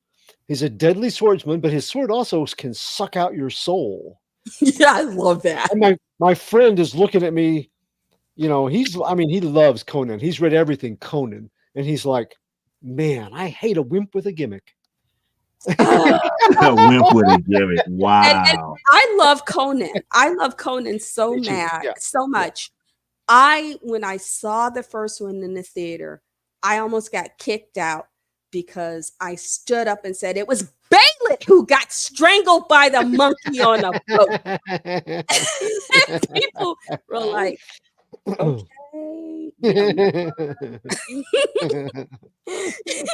Because it was like, I was going in expecting, it's like, okay, Baylett, she doesn't look like Sandal Berman. And not to say that she didn't do a decent job with what she had, but it just, when you know the lore, and then for whatever reason they're like, screw the lore. It's kind of like, I could have watched a cheap Son of Hercules movie on TV and had more fun. Not to say I didn't have fun at those movies because I liked James Earl Jones, but there were things that kind of like when Bridget Nielsen did Red Sonja, it's like she's not supposed to kiss him at the end. She swears to this God that she won't so much as smile at a man. And yet you have her smooching Schwarzenegger. It's like, hello? This makes no sense. You just like spit in the face of the lore. Kind of like having a King Cole villain fighting Conan. Because that's what struck. That's the only thing that really, because I went in not expecting anything with the Conan movie, and I really like the Conan movie. It's its own thing, but it did strike me funny that that's not normally who he fights. That's who King Cole fights. But okay, whatever. False Doom. Okay, it's like fine. That's called the Conquerors, dude. Yeah. Sorry about that. We went we Sherman and the dog went way Joe is now sitting there. I got to keep these old folks separated. No, I'm actually quite content because I read Red Sonja so I can relate. I don't read Conan. Okay. I can't stand Conan. Anybody who is that much against magic and does that much damage, I was like, you know what? There is a reason why magic is in, there's magic in the world, because it would take magic to defeat you. Yes. Again, he doesn't understand balance in the world, and it's just like, ugh. Well, the whole point is, he's the big stupid. He wasn't stupid. That's the whole thing. He wasn't stupid. He's a lot smarter in the books. In the books, he is a lot smarter. Schwarzenegger, though, plays him like a bit of a dolt.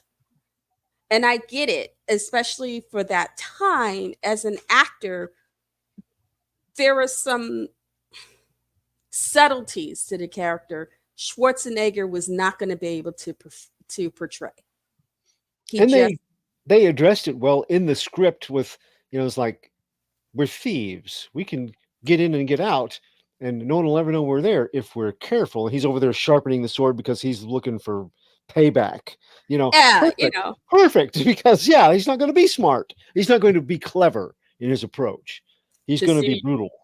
To see your enemies driven before you and hear the lamentation of their women. This is best in life. It's like, and I was sitting there going, do you know how much booty Conan gets on a regular basis in the books? Come on. Close your ears, Beanie and Lil. Sorry. I guess you're making me think the difference between Schwarzenegger playing and he wasn't quote unquote Conan in the Red Sonja movie. We know that he was different character. No, wasn't. It was a compared different to character. the Lou Ferrigno who actually played Conan. Yeah. Like I said, there were things with both those movies. It's like, okay, and when you're not getting that much in regards to really good fantasy films, you kind of take what's given, because it's like, who knows when we're gonna, if not enough of us show up and pay for this, who knows if we'll get another one and something better. So it's like, keep lock in step until hopefully you get until something better comes down the pike. It wasn't bad, but it wasn't great, I guess is the way to put it. Right. Especially for the time that it was. It gave you all the feels and gave you some visuals. But it really wasn't. It's like if they did Conan now, they could probably do it right. Yeah. And they did. They tried to. That's right. What about 10 years or so ago? They tried to reboot, maybe. I'm trying to remember exactly where. I can't remember the actor they chose. Jason Momoa. Yeah, that's right. And it Yeah. wasn't. He's better. I think he's better at Aquaman. I Mhm. tried to watch that Conan movie, and it wasn't bad. It was just uninteresting. It just didn't do anything for me. And the story, I followed it along as I watched the movie, and as soon as I turned off the movie, I, you know, completely gone. So if there's a fan of the movie out there, I'm sorry, but I it didn't do anything for me. So I followed Momoa since Stargate Atlantis Mhm, because I loved him on that show. mhm, He really had fun with that character. mhm, Um, and it's been interesting, and like other actors, like I was saying about Dolly Parton, his performance is requirement based on who's directing him. He's one of those actors, he's got to have a good supporting cast, and he's got to have a good director. mhm. Without those things, he's not going to get there. He needs to have that around him in order for him to come up to that level. And you could see it in Game of Thrones as well. I didn't like that storyline, falling in love with your rapist. Mm. I've hated that storyline since all my children. Um, I realized Cadrago, you could see the director was really working with him on Mhm. that the actress, he and the actress were putting, she was like, this is my level. You're going to have to come up here. I'm not coming down there. You need to come up there. And he did. He Mhm. did. So it's like, yeah, the right situation, the right cast, the right crew, the right director, he's golden. Mhm. But it's got to be that mix. It's got to be that mix, or you're not going to get it. And just sort of going, yeah, Jason, be over there and just say the lines. And Mm. it's like, yeah, you're not going to get that performance. You Mm. need to really help him get into that character, Mhm. And I think Aquaman was a comic he grew up reading, and Mhm. and so and making him more Samoan and whatnot helped him tie in with his own Right. cultural Right. understanding, and they gave him enough where he could work on it. Whereas Gave him Conan, gave him a lot of leeway with that character, and at first I wasn't real thrilled with the idea. I liked him. I just was like, I don't know, but I really did like his Aquaman was good. well, I we grew up liked with the the final blonde result. haired, we grew up with the blonde haired, blue eyed Aquaman in the comics Mhm. and in the cartoons. So when they were originally talking about doing a Aquaman movie, I just figured they'd get some blonde haired, blue eyed guy or stick some When they guy in a wig. when they said it, I'm like, he's the Submariner. He needs to be in Marvel and be the Submariner, Yeah, But um, I was wrong. Like I said, I've been wrong before, and he did really good as Aquaman, I thought. but like I said, it's also because it was, and it's interesting watching DC's movies because DC is they're much better at animation. Yeah, yeah, They I are agree with that. much better. They are aces with their animated content. Their live action stuff is kind of hit or miss. Hmm. You know, it's like, but it's getting the right casting. Hmm. Gal Gadot as Wonder Woman. I loved her, especially when it's a don't do the thing. Why? I can do the thing. No, you can't do the thing. Why can't I do the thing? Because you don't have a penis. Please bye. Hold my beer. No, Oh that's not. man, she's doing the thing. I guess we better get our guns and go follow her. Hmm. Um, you know, Oh, the trench in the yeah, trench. It's like, when she's got to where go is she through the trench, going? It she's was gonna like, kick where is she some butt. going? You And she know, went out there and she charged by herself, got over to the other side, started whooping everybody. That's when everybody else grabbed their gut and Hmm. followed. it's like, dang. But in the second movie had moments, and then it had moments. There were things that worked, things that didn't quite work.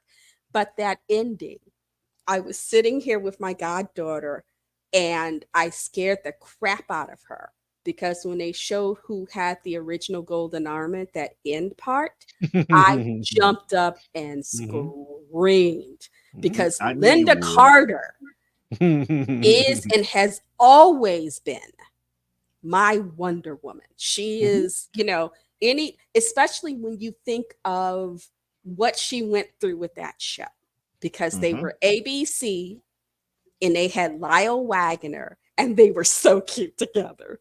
And then ABC, because ABC tended to do this sort of thing. They would do some really interesting programming. And then for some reason, NBC also had a way of doing this. They would do some interesting programming, but then they would get to a point where it's like, okay, we don't really want to bother with that anymore. And if you're not going to do it the way we think you should do it, then we're done with you. And they shut the show down. And the fans are like, what? What's wrong with you? And luckily CBS was like, come over here and do it. Unfortunately, at the same time, Buck Rogers was taking off.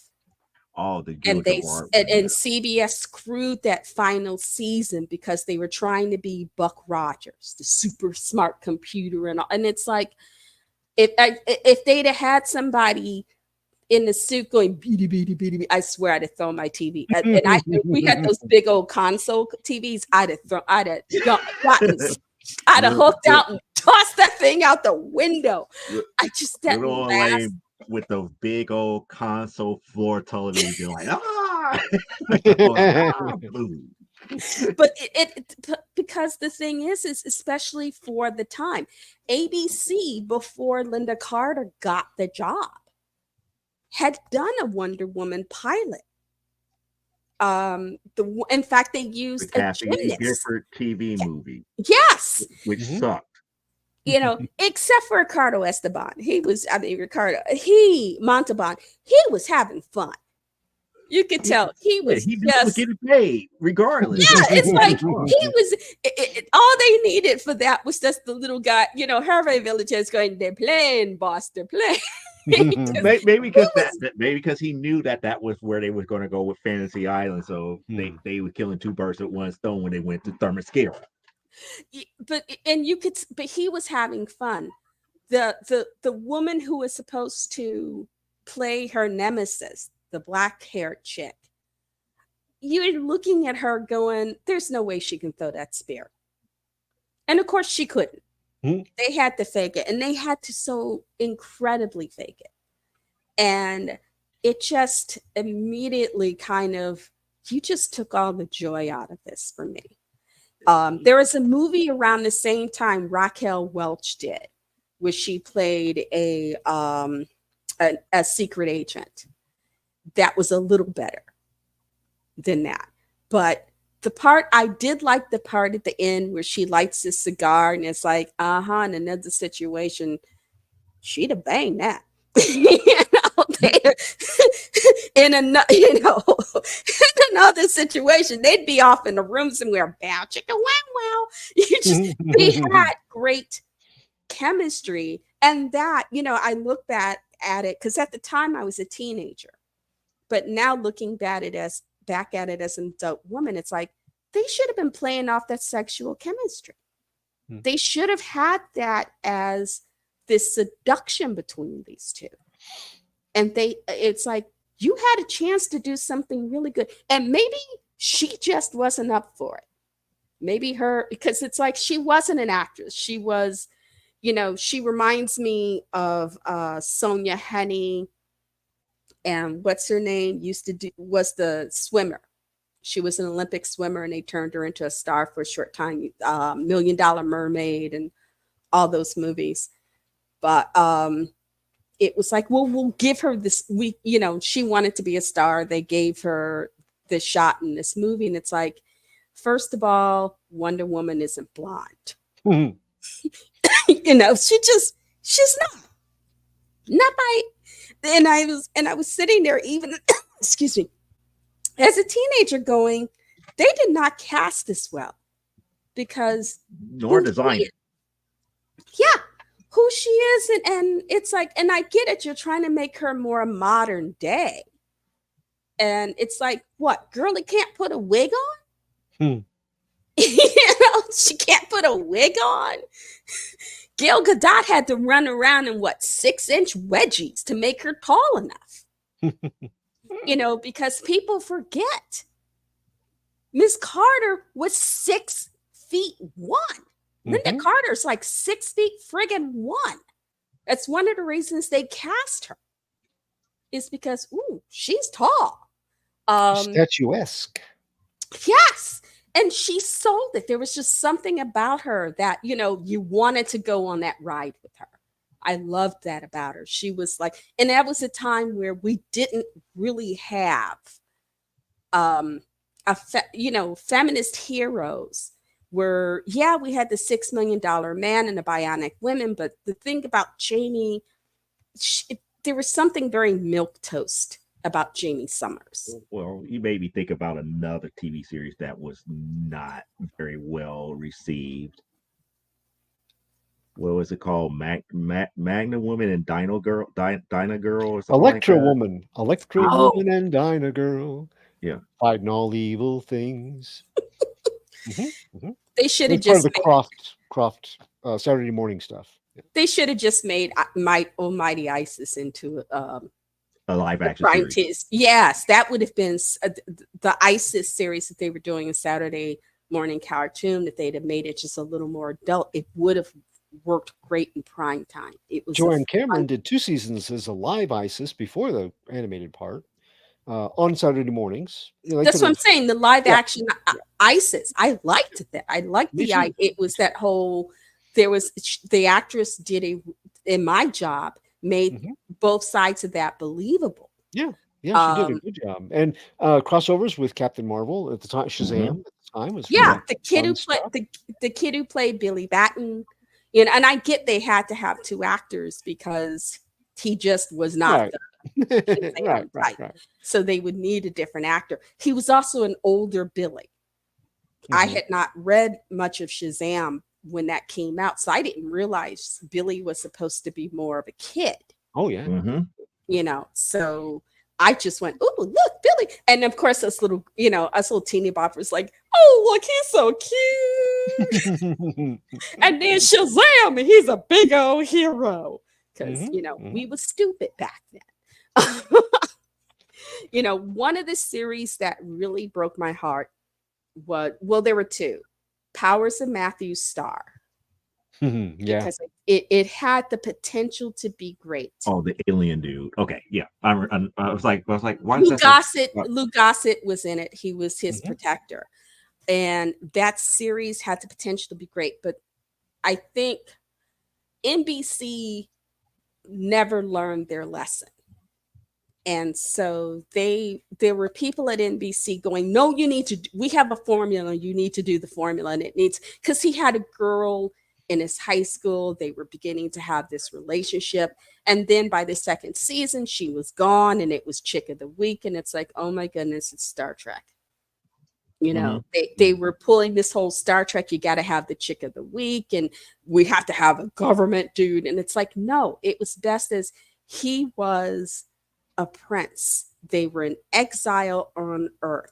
He was trying to just live a normal life until the point at which they could safely return home.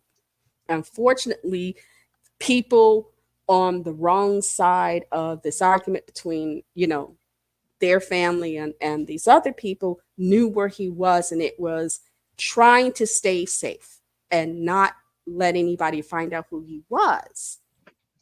But it was always with the point of trying to stay safe, trying to stay low key, and always wanting to get home, because there was always those discussions between Peter Barton's character and Lou Gossett Jr.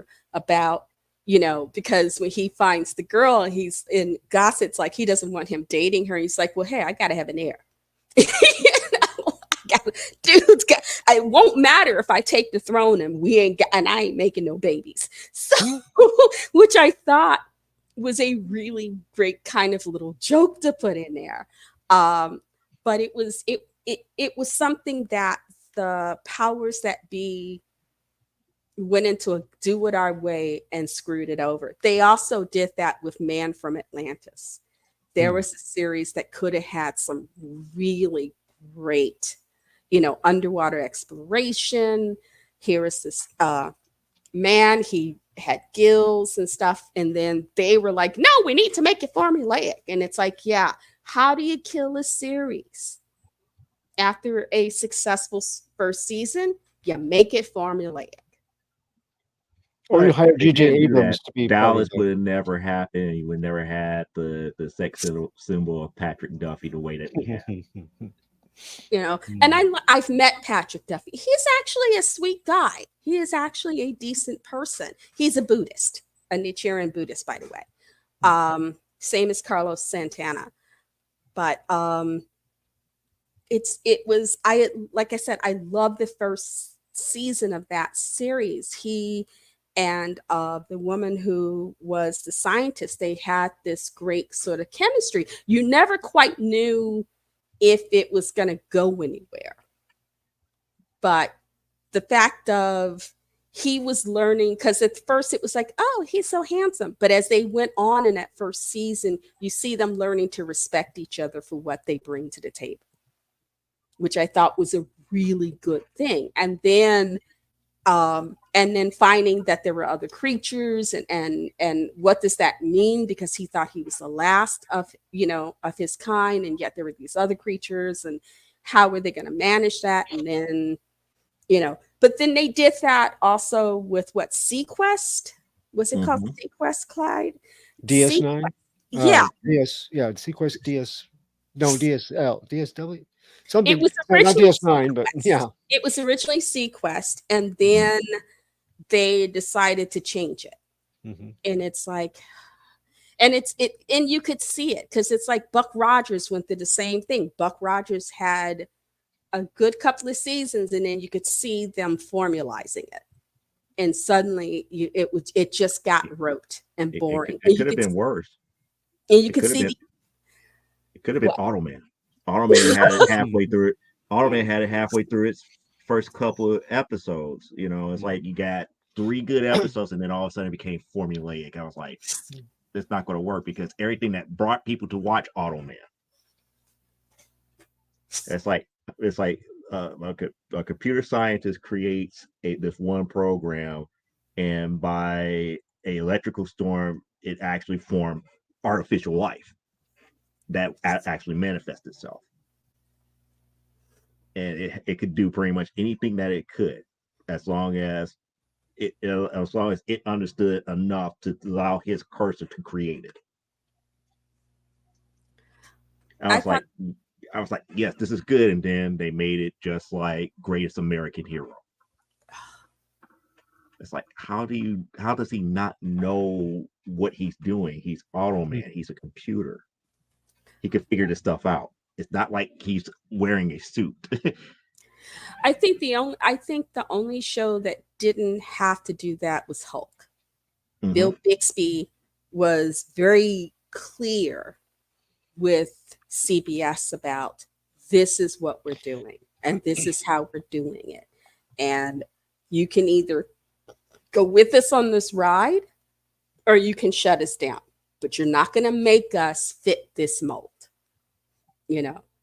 And I did like that. I actually did like that, because it gave his Hulk a flavor, his version of Bruce Banner and the Hulk.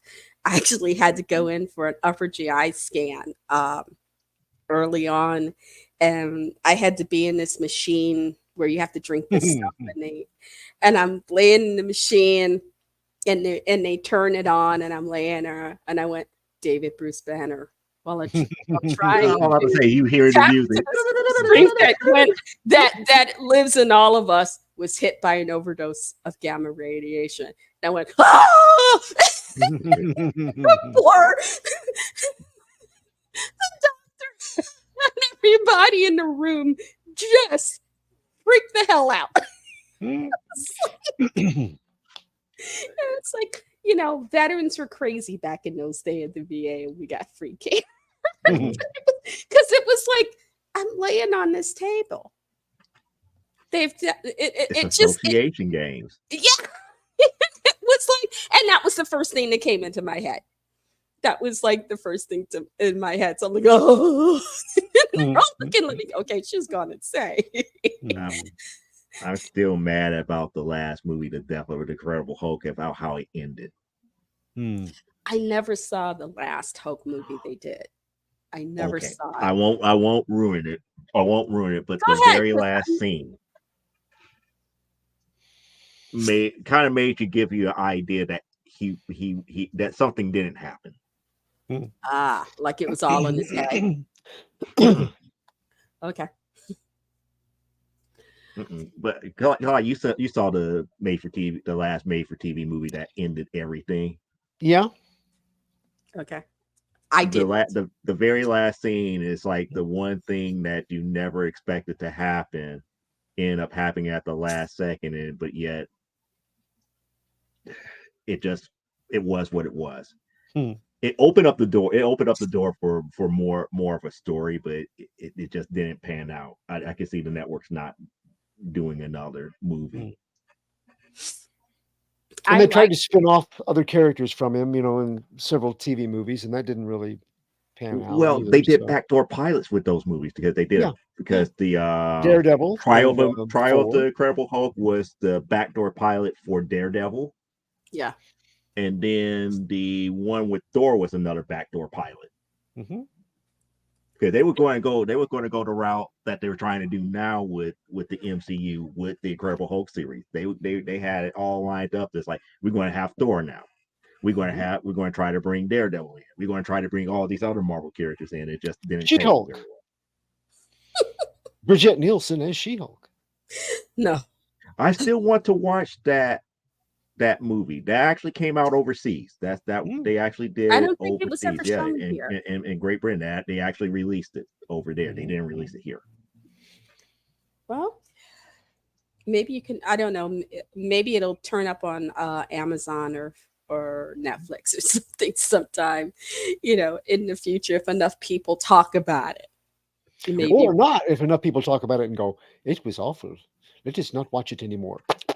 Yeah, that's when the minute you say something's like crap and you don't want to watch it anymore, they're like, oh, we need to put that up there. Oh, yeah. Usually that draws people like flies, but every once in a while there'll be something that is so universally reviled that people just go, I'm sorry, I got to draw the line here. You watch like Pink Flamingos. I loved it. I know, but I can't do this. Do what? Like the 1960 pilot of Wonder Woman. The one that they did shortly after the success of Batman.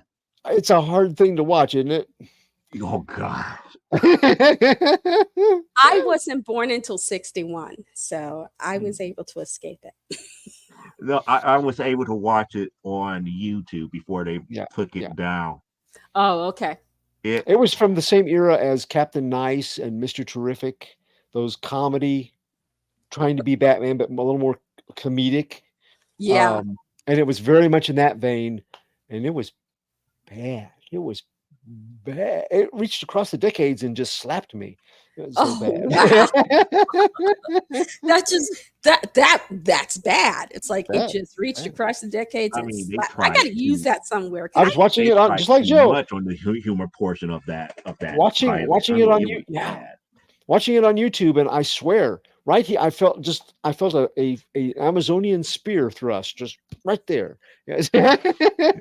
No matter how much you tried to do the Thermoscarian guard, which was taken over by Wakanda, that spear just got straight through it, right through, and just hit you right there in the heart. You're like, oh, it hurts.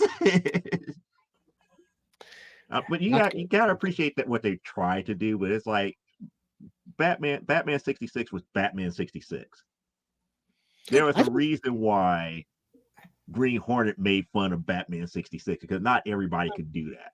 Right. It's very true. And they just tried it with Wonder Woman, and it was just like, it didn't get past the pilot stage, so I mean, good taste did win out. That was a time. I try explaining to my sons, that was a time when they were more willing to experiment. There were things, Space 1999.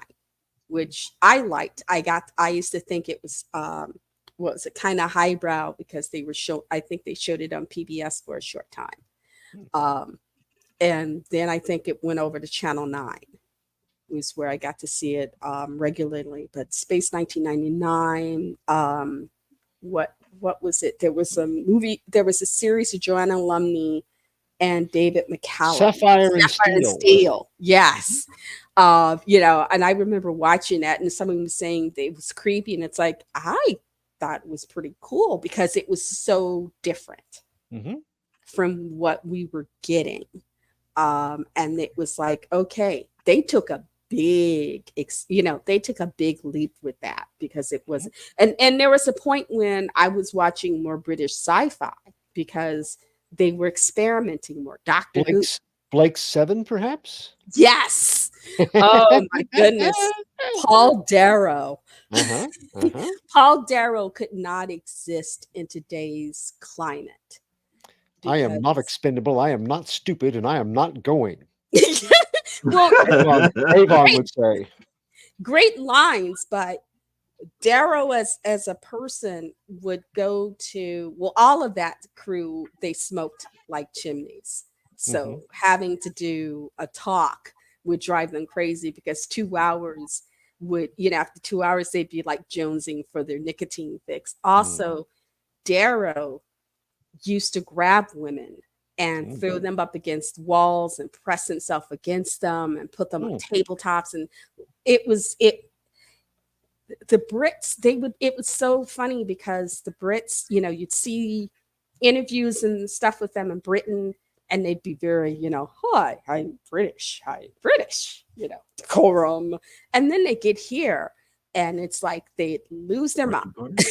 They get ludicrous crazy, and they're gonna be like, "What you gonna do? Act a fool." It's us colonials. We ruin everything. But it's like Darrow in today's climate. They'd account, he'd be in a jail cell. I never heard much about them behind the scenes. I saw some episodes, and when I started to go to sci-fi conventions in the early 80s, there was always a Blake 7 fandom. I don't remember any guests from the show or anything being present, but always memorabilia available and books, and and I had friends that watched it on their local PBS stations. So I caught some episodes, but I kind of in the middle of things. I never really got deeply into it, but I do remember some of Avon's phrases on our gaming sessions. They would do Avon, sayings for the occasion. So he did his role. I mean, he would chew that scenery like nobody's business.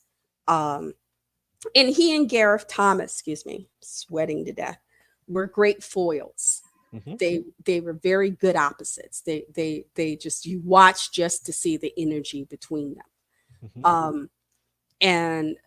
But Darrow as a person, just, it was like he was married and everything. But that was the thing back in the day. These guys would come to the conventions and they would be married and have kids, and they would end up sleeping with several of the women who were on the committees of the convention and whatnot. It was it was a sex offender's dream. Yeah. Well, I remember when I was working at the comic book shop in the 90s, a couple of the regular customers said, "Hey, you should go next year. You should go with us up to the Chicago Comic Con." And I'm like, "Okay. So what was it like?" And because I've been to some of the St. Louis ones, I was like, "Maybe, but what? Why?" And they're like, "Oh, dude, they introduced." I'm not going to say the person's name, but it was a comic book, well-known comic book celebrity that everybody was familiar with his work and stuff. They went to introduce him, and he didn't show up on stage, and all of a sudden, somebody smirkily got up and walked over to, like, they had a hat check room, opened the door, and he's banging the hat check girl there. Oh. Yeah. It was like I said, it was just so cool. And I'm like, I don't think I need to go to that. I just That Well, would not be something that would be like cool. It would be like, what? I was just like, it was sort of the Wild West. yeah. And it was like before David Gerald, I had made friends with a woman who knew B. Joe Trimble. And before David Gerald finally came out of the closet, he was known for going to conventions and sexually harassing women Mm, because he had it in his head. He was closeted, mhm. and somehow he thought he was going to be Shatner or whatever, He's right. he was trying to be Captain Kirk. Mm. And women at the conventions were like trying to, she would say women at the conventions would go in groups whenever he was around Right. because you just weren't safe. And it was what he would do was very public, very, very shaming. And she said, when he came out of the closet, women in the fandom breathed a collective sigh. Mm. Because it's like, okay, fine. Does that mean you'll keep your hands off us from now on? Mhm. And then he kind of shot himself in the foot by pulling a gun, where suddenly I had started reading his Katoran books Mhm. and loved them until the part he got in about his main character having sex with a 12-year-old boy. Yeah. And it was like, okay, you just killed the story for me. Mhm. It was like, and so like it was very much a James Gunn type thing. And it was like, okay. And he actually, when people were confronting him about this, he actually didn't see that maybe he had stepped a little too far. And I have a scene in The Enslaved where it's two dudes and a stag, but I kept kids out of it. Sure. Yeah. You keep the kids out of it. Mhm. I'm sure there's a stag group. There's a group that's into deer that'll eventually become knocking on my door going, "What did you do to that poor stag?" Hello, we're a sub branch of PETA, and we have some questions to ask you. we need to talk to you about your We're a stag. Now, Peter called CETA. Elaine, yeah, Elaine, I got to ask you because you mentioned this before the switch from Wonder Woman from ABC to CBS. Mm-hmm. I was curious if you felt this way too. I loved Linda Carter's Wonder Woman in the 40s. I felt that Oh, her personality fit that so much better than bringing her into the trying to make her the 70s that sophisticated CBS super did. spy. Yeah, I really broke my heart. I watched the CBS show, but kind of under protest of I really like the World War II setting of the other one better. It had and it had that sort of, because it used to be early on when they did it, and they would show what's his name, Kyle Wagner. There'd be that little bing, the The little little yeah, gleam yeah. off. He'd smile and a little A little gleam off cheesy, but his teeth, you know, and she'd have the gleam in her eye. There was a tongue in yeah. cheek thing about it, and it was like, this is a fun show. It's based on a comic book. We're not taking ourselves too seriously. Just sit with us for the next 45, 50 minutes and enjoy the ride. But her Well, personality carried a very touching quality about it. More it got more dramatic than you expected because yeah, you thought, well, it's just going to be kind of a fun romp, and at times she could really deliver some, But good heart wrenching scenes. Joe, I'm sorry. What did you start to no, say? no, no. You were saying that, but you made me think about the one thing that I didn't care for about the CBS series. Hmm. It was the same Trevor from the 1940s, but yet he wasn't aged. It was And I her was like, son. Supposed to be how? his son. I think it was It, supposed to be it's supposed to, Trevor's it was son. He's supposed to supposed to be, be. but it wasn't. Yeah, yeah. Also, that's kind of creepy. I really, I liked your dad, and I like you too. It's Yeah, kinda that was from a that. human, from a not an immortal standpoint, but from a human standpoint, you're kind of like, oh, okay. Yeah, that was a little strange. You know, I think, and I, like I said, I liked it. I liked what it said about the sexual politics of the time. Um, I liked the woman who played Etta Candy. I thought Mhm. she was that great combination of, she was the comedic foil, but she was also, there are times when she would just like, she would come up with something really smart. Yeah. So it's like, okay, she's not just there for comedy, she's thinking, Mhm. and you can You talking see, about the movie? no, Or No, no, no. the Etta ABC Candy and the series, ABC show. Yeah. okay, the so you're ABC going back series. to season 1. Yeah. Yeah. Yeah. Okay. You can and when you look at her, and then you look at if you look at all the CSI shows and stuff, you can see the beginnings of those science nerds Yeah. Yeah. in that show. Um, but it's like I said, you get to CBS, and at first they were kind of like, well, we're just gonna modernize it. We want to make it more the modern age, and then they started forcing all this formulaic stuff on it, and it just got. And you could see it. You could see Carter was just getting tired. Mm-hmm. It wasn't It wasn't challenging them. I think part of what made the original series work so well is there were challenges for her Mm-hmm. in that series. It challenged her on a lot of things.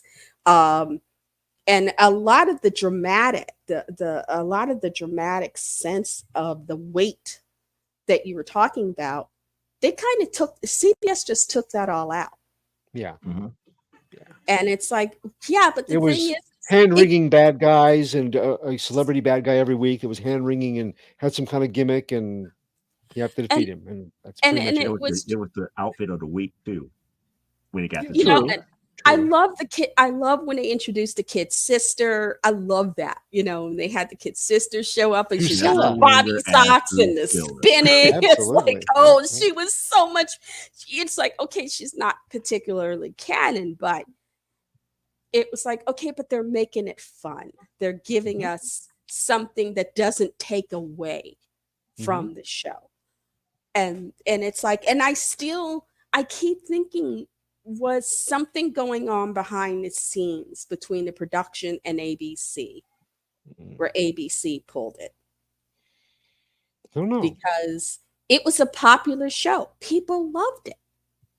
And I it don't was know like, what I don't remember what it drew in for an audience, but maybe it was just because it had all the period pieces of equipment and army stuff. May have been a pretty expensive show to do, so maybe they just didn't equate the well, cost also of it it with it, it the. also talked about, because I mean, part of that series was, this is about World War II. This is about what was going on in World War II. What she, it's like, yeah, she's dealing with the sexism and stuff and whatnot, because they also talked about, they tackled race, they tackled sexism, they tackled Mhm. racism, they tackled a lot of isms on that show, which is why feminists were like, yes, Linda Carter, Mhm. you rule, girl. They also on the two-part episode, I think, where they had their version of the day the Earth stood still, and you had the Mm-hmm. alien visitor that came. He Oh, wanted to talk to yes. everybody on Earth. It's like, well, you're in the United States. You mean you want to talk to us as the leaders of freedom and democracy? No, I want to talk to the No, to Nazis too. we What? I mean, those episodes I thought were really good to Mm-hmm. show, like you were saying, kind of an elevated perspective of, oh, yeah, they're And they introducing some tried they to were interesting stay as thinking notions. close to the outside the books as box. possible too. They did. They really tried Mhm. because it's like they brought certain characters over, but they didn't realize the full potential of it. Right. Right. Right. Like they brought up, and surprisingly, they did bring in characters like Giganta, but they never did the evolution machine. Right. Right. Yeah. They had the gorilla that was eventually going to become, evolved into what we know as Giganta, but Yeah. they never went that far. That was a weird looking gorilla. He looked like he was half Planet of the Apes and half a suit. Well, It was weird, it's a huh? she. It was a It's a female she. gorilla. Oh yeah, but I'm Yeah. just saying it it The looked way that it looked, weird. you could Yeah. tell that was somebody in a suit as Well, opposed yeah, to. and I expected that from that era, but it didn't look like I as a kid of the '60s, I was quite Mhm, familiar with the way different gorillas, like Charles Gamora's gorilla would look one way, and mhm. all the different guys that had the gorilla suits. Yeah. And that one was just, I remember the first time I saw it, and when I still see a still of it today, I'm like, okay, it, it was that's a wrong. little it was a little off the nod. Yeah. But it was, I mean, it was interesting, but it also showed people were experimenting. That was a great time for experiment because at that time, um, what was it? You had the night gallery, Rod Serling's night gallery. Wednesday night was my jam Mhm, because Rod Serling's night gallery. I don't think you could make Trilogy of Terror today mhm. as Probably not. much as the kids are in for gore and stuff. And it's interesting because a lot of young people watch that third act. Mhm, It's very popular on YouTube. mhm. Um, and I don't think you could make that today. I don't think I don't think the studios would feel comfortable about making it. And Karen Black does such an amazing. I went to school the next day because that was on the Wednesday night, the ABC Wednesday night movie. Mhm. And I remember I went to school the next day, and half the time you would see kids in a lunchroom with plastic knife going, "Come in, mother." Yeah, It yeah, was just, the yeah. teachers were like, "Okay, y'all need to stop. Okay, y'all need to stop," because we were It just getting was there was a golden age of television movies. I mean, there were some well. things that were as good as the theatrical releases, well, and also training ground for people that would do Duel, Yes. for Steven Oh Spielberg. my goodness, Um, Dennis Weaver in yeah, Duel was yeah. just phenomenal. Um, Because let's see, what Gargoyles, the movie the movie, Gargoyles. yeah, I Yeah, saw that. But that it was was an also early. mini series back then because it was also the time of Roots, Mhm. Shogun, North Yeah, and South, yeah, North and South 2. yeah, yeah. Grapes of You Wrath. the Mhm. Grapes of Wrath. You had these, and because nowadays people say, "Oh, it's a mini series." It's like how many episodes? Two. It's like, no, sweetie, that's not a mini No, series. That's a Rich television Rich Man, event. Poor Man. Rich Richmond Man, Poor Man was big. came Mhm. became a series because Yep, people couldn't get enough enough of it. of Yeah. the mini series, Yep, yep. and they got a Um, full run series out of it. But you had these great, 10, 20 episode mini series that would go on for a season, and mhm, people were like QE2. My mother had read the book, so I mhm, kind of knew mm, something about it. mhm. Turned into a mini Yep, series. yep, yep. Indeed. NBC, and it cracked me up that NBC was the last television station to put out mini series. I They think V they was the quit. last one. The final battle Mm, was the last one, right? yeah. No, Well, the maybe 10th not, but Kingdom.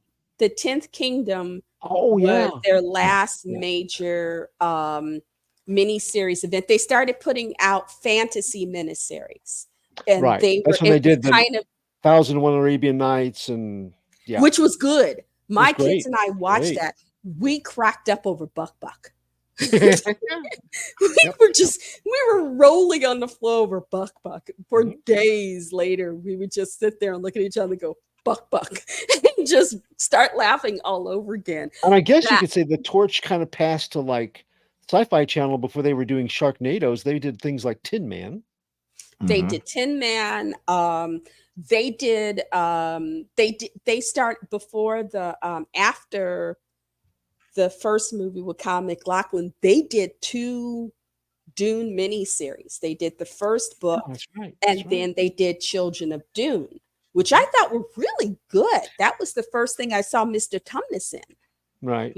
And Was that introduced us to to James McAvoy. That was the first thing I'd seen him in, and I was and they like, even tried to take one of my favorite sci-fi stories series and turn I didn't ever expect to see a dramatization of it, but they tried. They didn't do it very successfully, but they tried to do Riverworld by Philip Jose Farmer.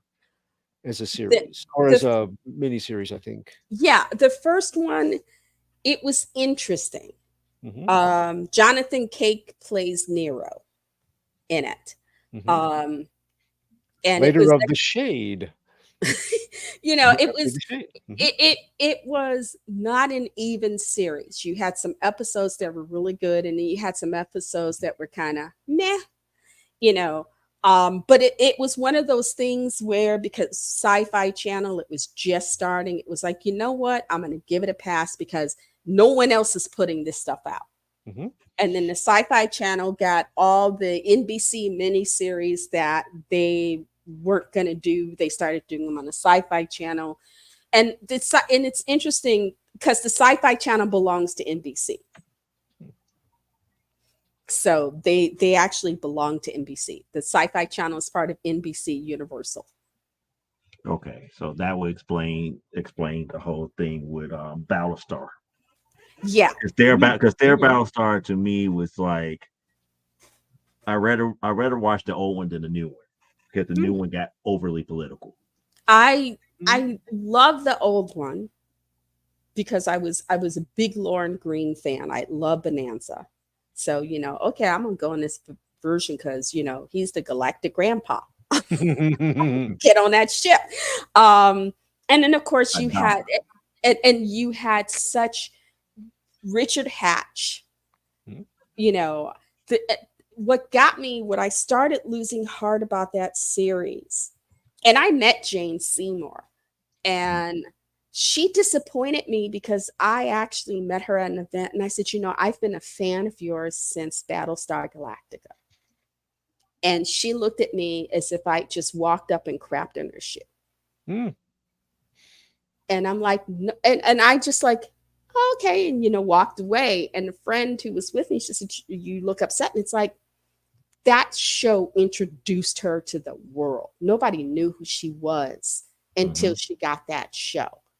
And she's crapping on it, Mm. like, "Oh, yeah, that was so long ago." It's like, yeah, okay, Dr. Quinn, great. I got But to you wouldn't, I got to you meet would, Richard Hatch over at St. Louis at one of the conventions. Very much a Battlestar Galactica weekend kind of thing, and he was doing an acting. He did taught an acting class for part of it, but um, super nice guy. he Um, broke my heart because he was very much against the reboot series in the oh, beginning. He was very much against it. He would have, spoke out would have about it imagined that. Oh, consistently, and yet they gave him a job. yeah, took part in And it. yet Mm. the guy who played Starbuck was one of the supporters Mm-hmm. because Ben, he and Dirk Katie's, Benedict. something Benedict. Dirk yes, Benedict. Dirk Benedict, Benedict, yeah. Dirk yeah, Benedict. Dirk was very big on the series. In fact, they did a behind the scenes introduction. They did a whole introduction things, and he and Katie Sackhoff are sitting in a Starbucks. And Yeah, there's yeah, a I joke saw that. about, can a Starbucks kiss a Starbucks for having coffee at Starbucks? Mhm. Because she was the new Starbucks, and he was like, Mhm. "Yeah, I'm for it. This isn't, especially since once again ABC took something that was golden. You had this whole rich situation of this, were they our ancestors, were they not? Mm. You had this whole rich lore they were creating, Mhm. and this whole, what happens when what you view as your reality, everything about your world is Mhm. torn away from you, and how do you just even figure out how to keep going, especially when what tore your world away from you is relentlessly pursuing you. Yeah, yeah. That what makes me think about how they ended everything a lot more because 1984. when they finally got to Earth, how Oh we treated them, no, especially after the Cylons was like right there Mhm. behind them. 1984 was a waste of skin to me. I was so disappointed in Galactica 84. I just, 80, 1980. it's Galactica 80. 1980. Yeah. It was just, I was like, why did you bother? Mm. You could have left it alone, you know. And I was already getting upset with the series because and I get it. They wanted to bring in Sheba and whatnot, but in order to do that, they were taking Athena, who was equal to the guys, and making her more. They were just diminishing her, Mm-hmm.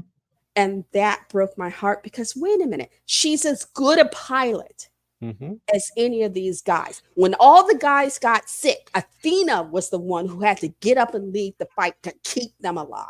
Mm-hmm. And then you guys, then just because I get it, she's a Lockhart. You're trying to get that, sci-fi. Lost in Space, hand me down. Yeah, Yeah. Gene Lockhart's daughter, and it's not that I didn't like her, but it's like you didn't to bring her in. Why did you have to diminish her? You could have had them as equals. And I keep thinking that now would have made the series richer because you'd have had these very two strong because Athena, she was headstrong. She, if Apollo wanted to say left, she would say right. Yeah. They didn't always agree. They listened to each other. Sometimes they argued. They were siblings. Yeah, I forgot they was brother sister. Yeah, they Yeah, were yeah. they were twins. Yeah. Mm-hmm. And the younger brother is the one that's out with Apollo and gets slaughtered by the Cylons. They are supposed to just be doing this. Oh, it's just a routine flight, and he wanted to go with. And Daddy, please come on. We're at peace. The Cylons ain't gonna attack. Let me go with it. Was like, let me go with Apollo. And because Athena, I think, was supposed to fly with him. Mhm. And Adama said, hey, it was like one of those, Dad, do I really need to take him? Every time we turn around, he gets spooked if a grasshopper goes by.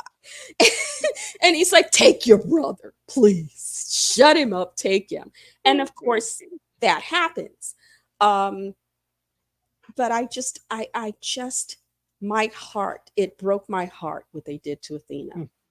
Because, and I get it, okay, you're moving in, she was in love with Starbuck is in love with Cassiopeia and whatnot. Fine, you could have gotten her a love interest.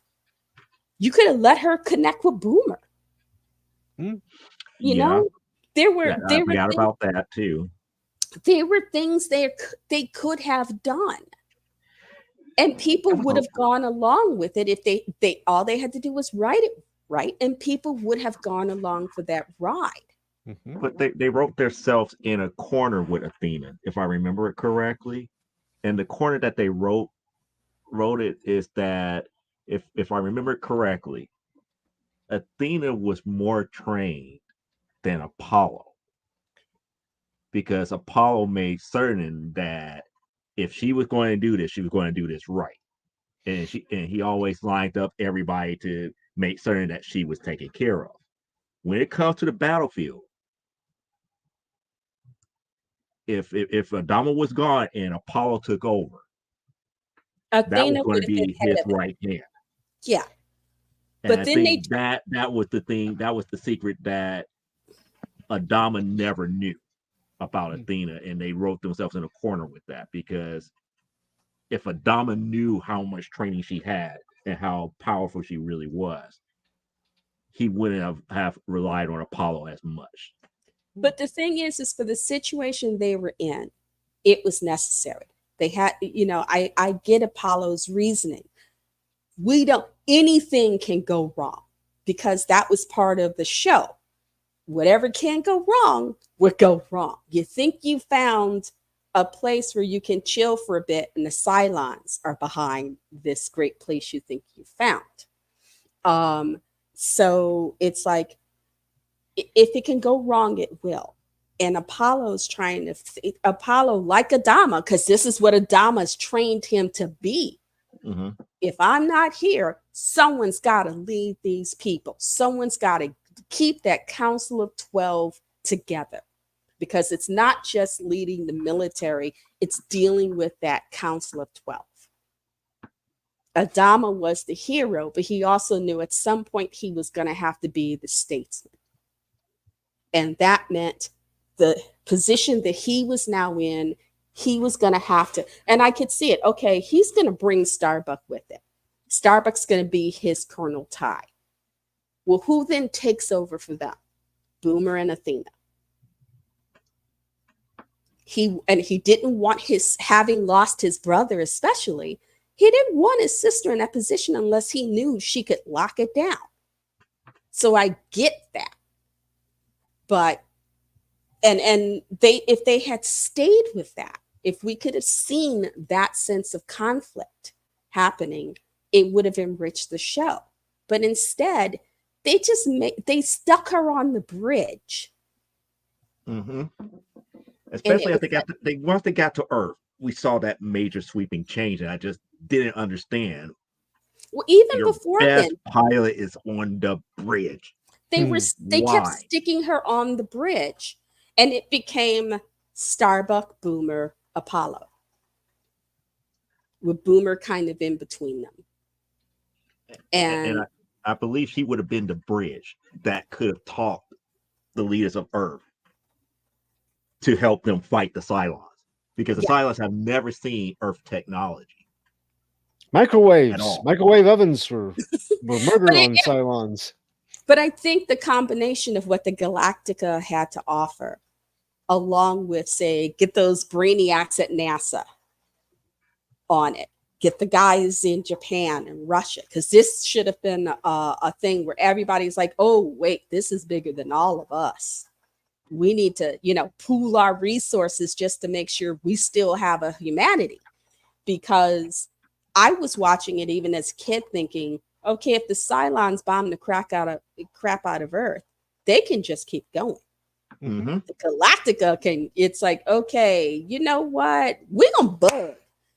We're going to take the last, they may have taken a few people that they could get on the ships, but, it's like the Galactica, the responsibility of Adama and the crew are to keep their people alive.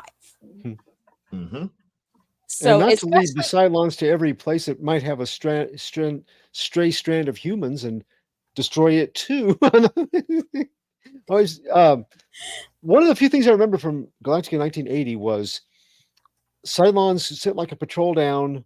Galactica was trying to hide the fact of Earth from them, but they sent a patrol down and kind of like a reconnaissance. And so the Cylon isn't there to destroy stuff. He's just supposed to observe and report. And it's Halloween. So nobody gives him a second look. Because he's walking a guy in a robot suit. And he's just walking along looking, and all of a sudden he goes to there's a Halloween party at this house, and this kid's making popcorn with a microwave. He turns it on, and the Cylon goes, and I'm like, there you go. We have microwave emitters. We can take out a lot of the Cylons before they figured out what the deal was. But because that's the one they're used to, Galactica's. Yeah, it's more primitive, but they're not used to that primitive technology. They're not defended against it. Yeah. It's like the original, War of the Worlds movie with David Hedison. They got a cold because they weren't used to just the basic Earth diseases. I was cracked up. It's like, half of them got the cold, the rest got polio. You could just see them all dying of various diseases. I mean, I still remember that scene like the back of my hand. It's like Boomer came into Earth atmosphere in one of their fighters, and they came up against during that time the beginnings of the F-14, and they couldn't figure out could they beat that F-14. I'm up here, it's like, you guys got the better weapons. There's no way that F-14 could stand up against you. I was about to say that their fighters would the TIE fighters would have just left them in the dust. The Vipers? Yeah, the Vipers, they'd have just, I don't know why I said TIE fighters. The Vipers would have just, whoop. I mean, it's like they did not test any of the capabilities of the F-14. They just kind of like okay, we're in somebody else's airspace. We don't know if they're friendly or foe. We're not going to try to communicate to it, even though even though Earth tried to communicate to them, saying, "Hey, you are invaders. We need for you to land. You know, you need to do X, Y, and At Z." least let us know what you want. Hmm. You know, it's I coming. You remember know, that scene very well, and I just kept going like, "This is epic. This is epic. What are they going to do? It's like if they go to fight, they go to fight." They just turned around and went back. I was like, and then started. if that would have happened in real life, Earth would have shot out, I and also think, they would have took Galactica as an enemy. yeah, and they would have probably tried to nuke them because they'd realized bullets were not going to work. They would have gone nuclear on them. But what got me was the kid that was supposed to be the brainiac, Mm-hmm. and he's supposed to be Starbucks' son or whatnot. And I'm like, okay, y'all just jumped that shark, didn't you? Had to Dr. jump that Z? shark. Yes, Yep. it's like y'all just had to, because it's like, where is Dirk? Where is Dirk? Where is Well, they did a last Starbucks story. they did, but it was still, Hmm. you know, you one of the things I loved was the energy of that original crew. It Mhm. wasn't just Lauren Green. It was Lauren Green. It was Richard Hatch. It was Dirk Benedict. It was all of them. And then when you bring the series back in, all you've got is Lauren Green. And it's like, yeah. With a beard. And it's like, With With the, a yeah, beard. where's with the the unnecessary beard. it's like Hmm. there's heart and soul that the original show had that the new show didn't have. There were times when you kind of felt like they were just mugging for the camera, Mhm. you know, and they with the nerd the techno babble, just it was like, and we've seen shows where it's, you know, you hear people from the actors off Star Trek, but they work out how to make those lines work, and these guys were just barely getting through the day, and it was like, I just can't. Excuse me. I can't. And I did they just, Yeah, not? Did they Star not? Trek had a Dr. McCoy that make him come back Yeah, to reality. It's like yeah, yeah. all this techno babble makes no sense. Human, Mhm. it's like for Speak, God's sakes, Jim, speak human galactic. course of human course of action would do this. Now, If and I was anybody, they would do that. wasn't Dr. Z played by Robbie Rist, who was the cousin that doomed the Brady Bunch?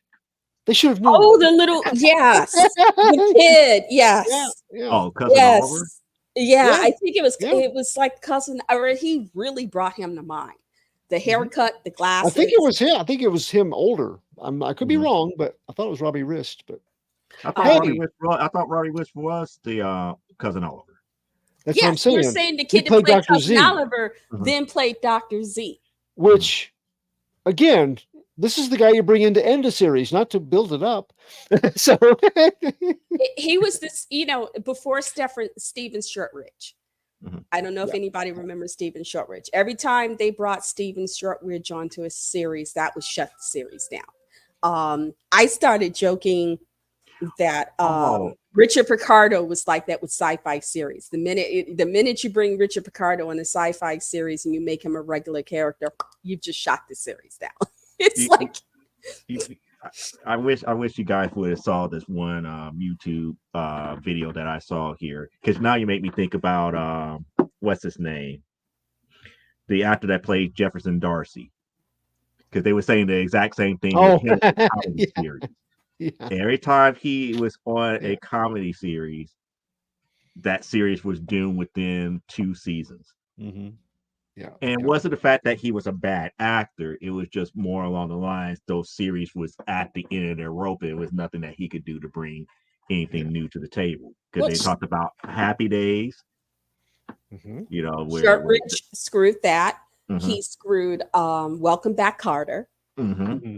Because that last season he was supposed to be the foil to John Travolta. I think that they felt Travolta was getting too big mm-hmm, and was beginning to overshadow the production.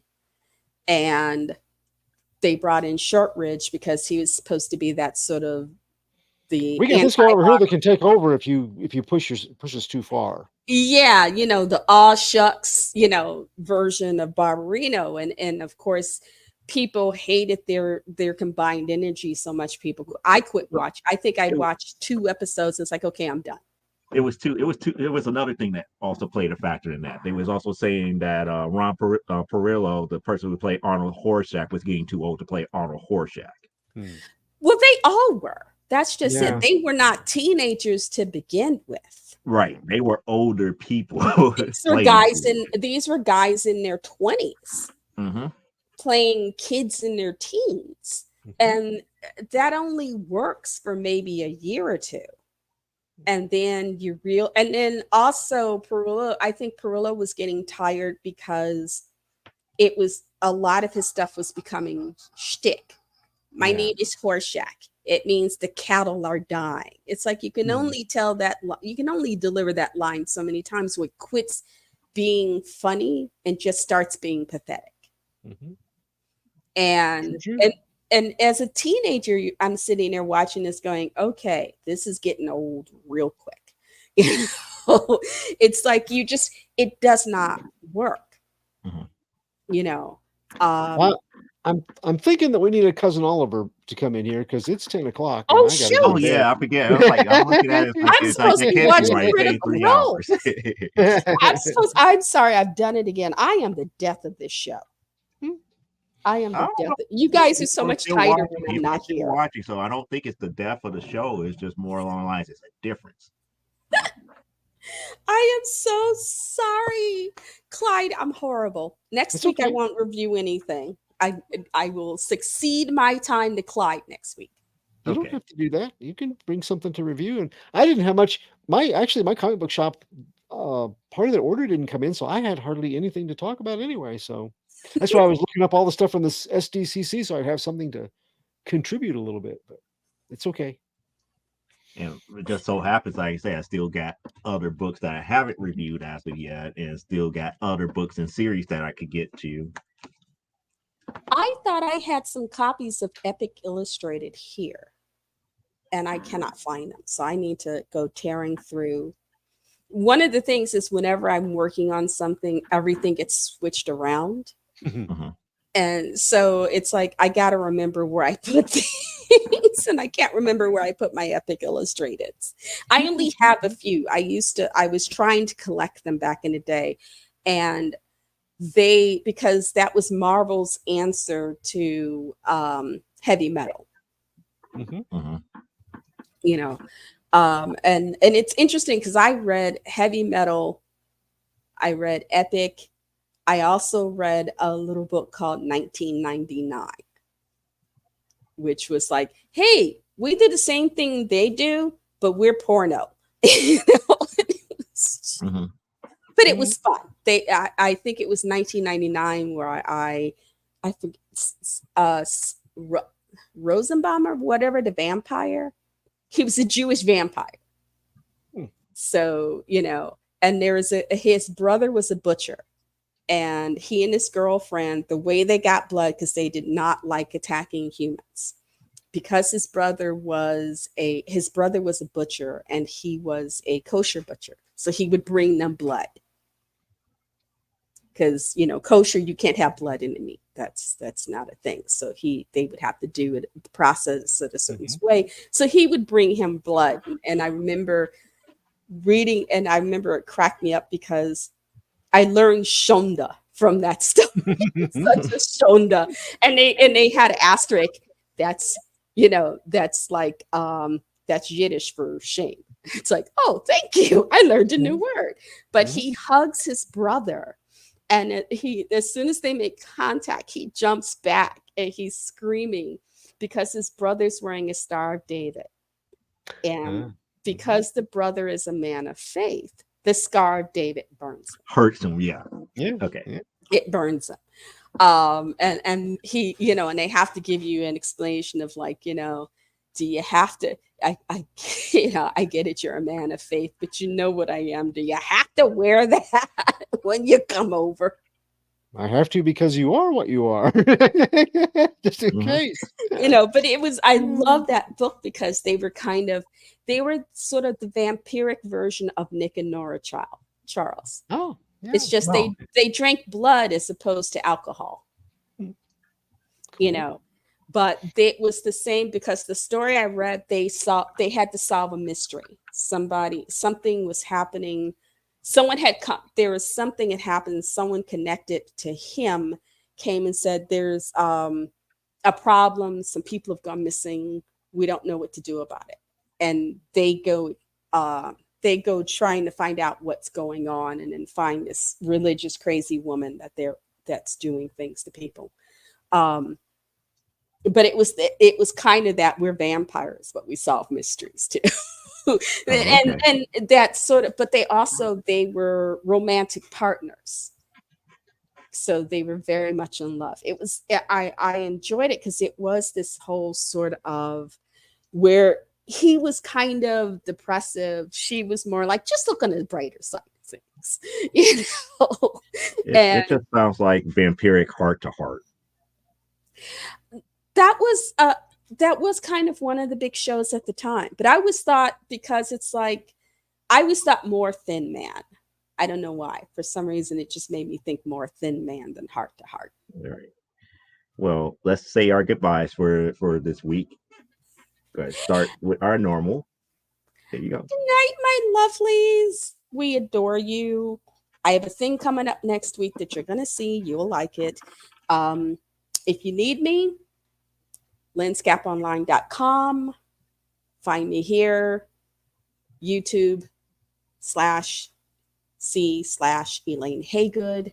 Facebook, Elaine Haygood. X, LensCapper1. Not that hard to find. Or just go to find Joe or Clyde, and I'm always bugging them. Bye. All right. Speaking of Clyde. Hey. So I'm Clyde Hall. I am a self-described, not official title, but elder statesman of geekery.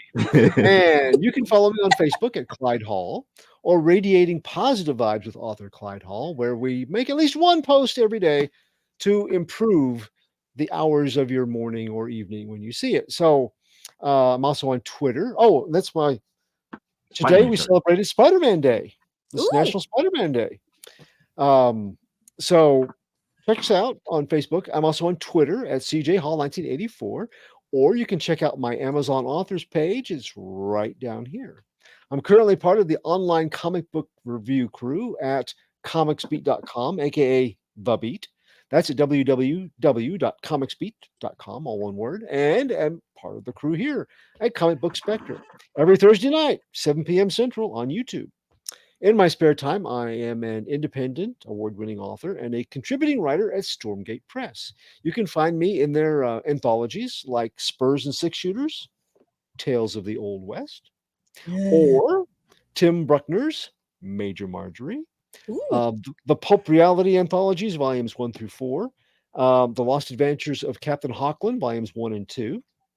So go to www.stormgatepress.com to see the best in our new pulp entertainment.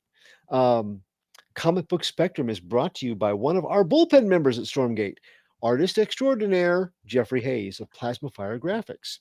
He is a Pulp Factory award-winning artist, several years running, and his covers illustrate why this is the case. So for your next project, be it books or games or any graphic enhanced work, you want somebody who brings readers to your table.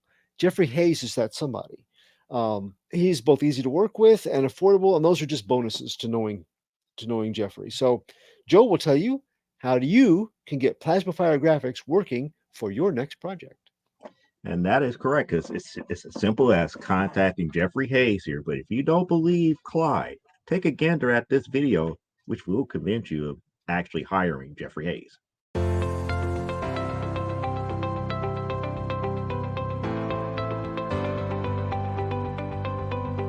You've worked hard and written a great book. Now it's time to give it a great cover. If you're an indie author or small press publisher, Plasmafire Graphics is your source for affordable cover illustration and graphic design.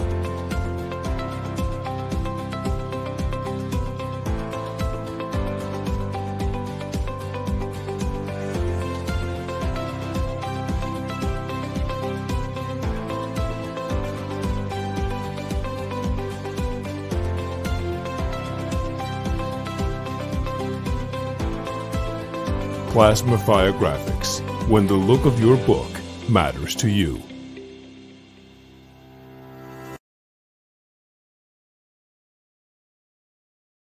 You've seen the goods. Now go ahead and get the man himself, Jeffrey Hayes, at plasmafiregraphics.com, or you can hit him up on Facebook on his Plasmafire Graphics group. As far as for me, I will be back right here on Saturday doing the normal thing for From the Desk of a Small Press Publisher. We're going to have a couple of things that we're going to be talking about. We're going to have new comic books for the week like we always have, and we're going to have a great old time here. We know that we ran a little bit long on this episode, and we do apologize for that, but we hope that you enjoy it here. And as I always say, live life, grow, and be well. And we're out of here for another week right here on Comic Book Spectrum. Adios, and have a good rest of your Thursday.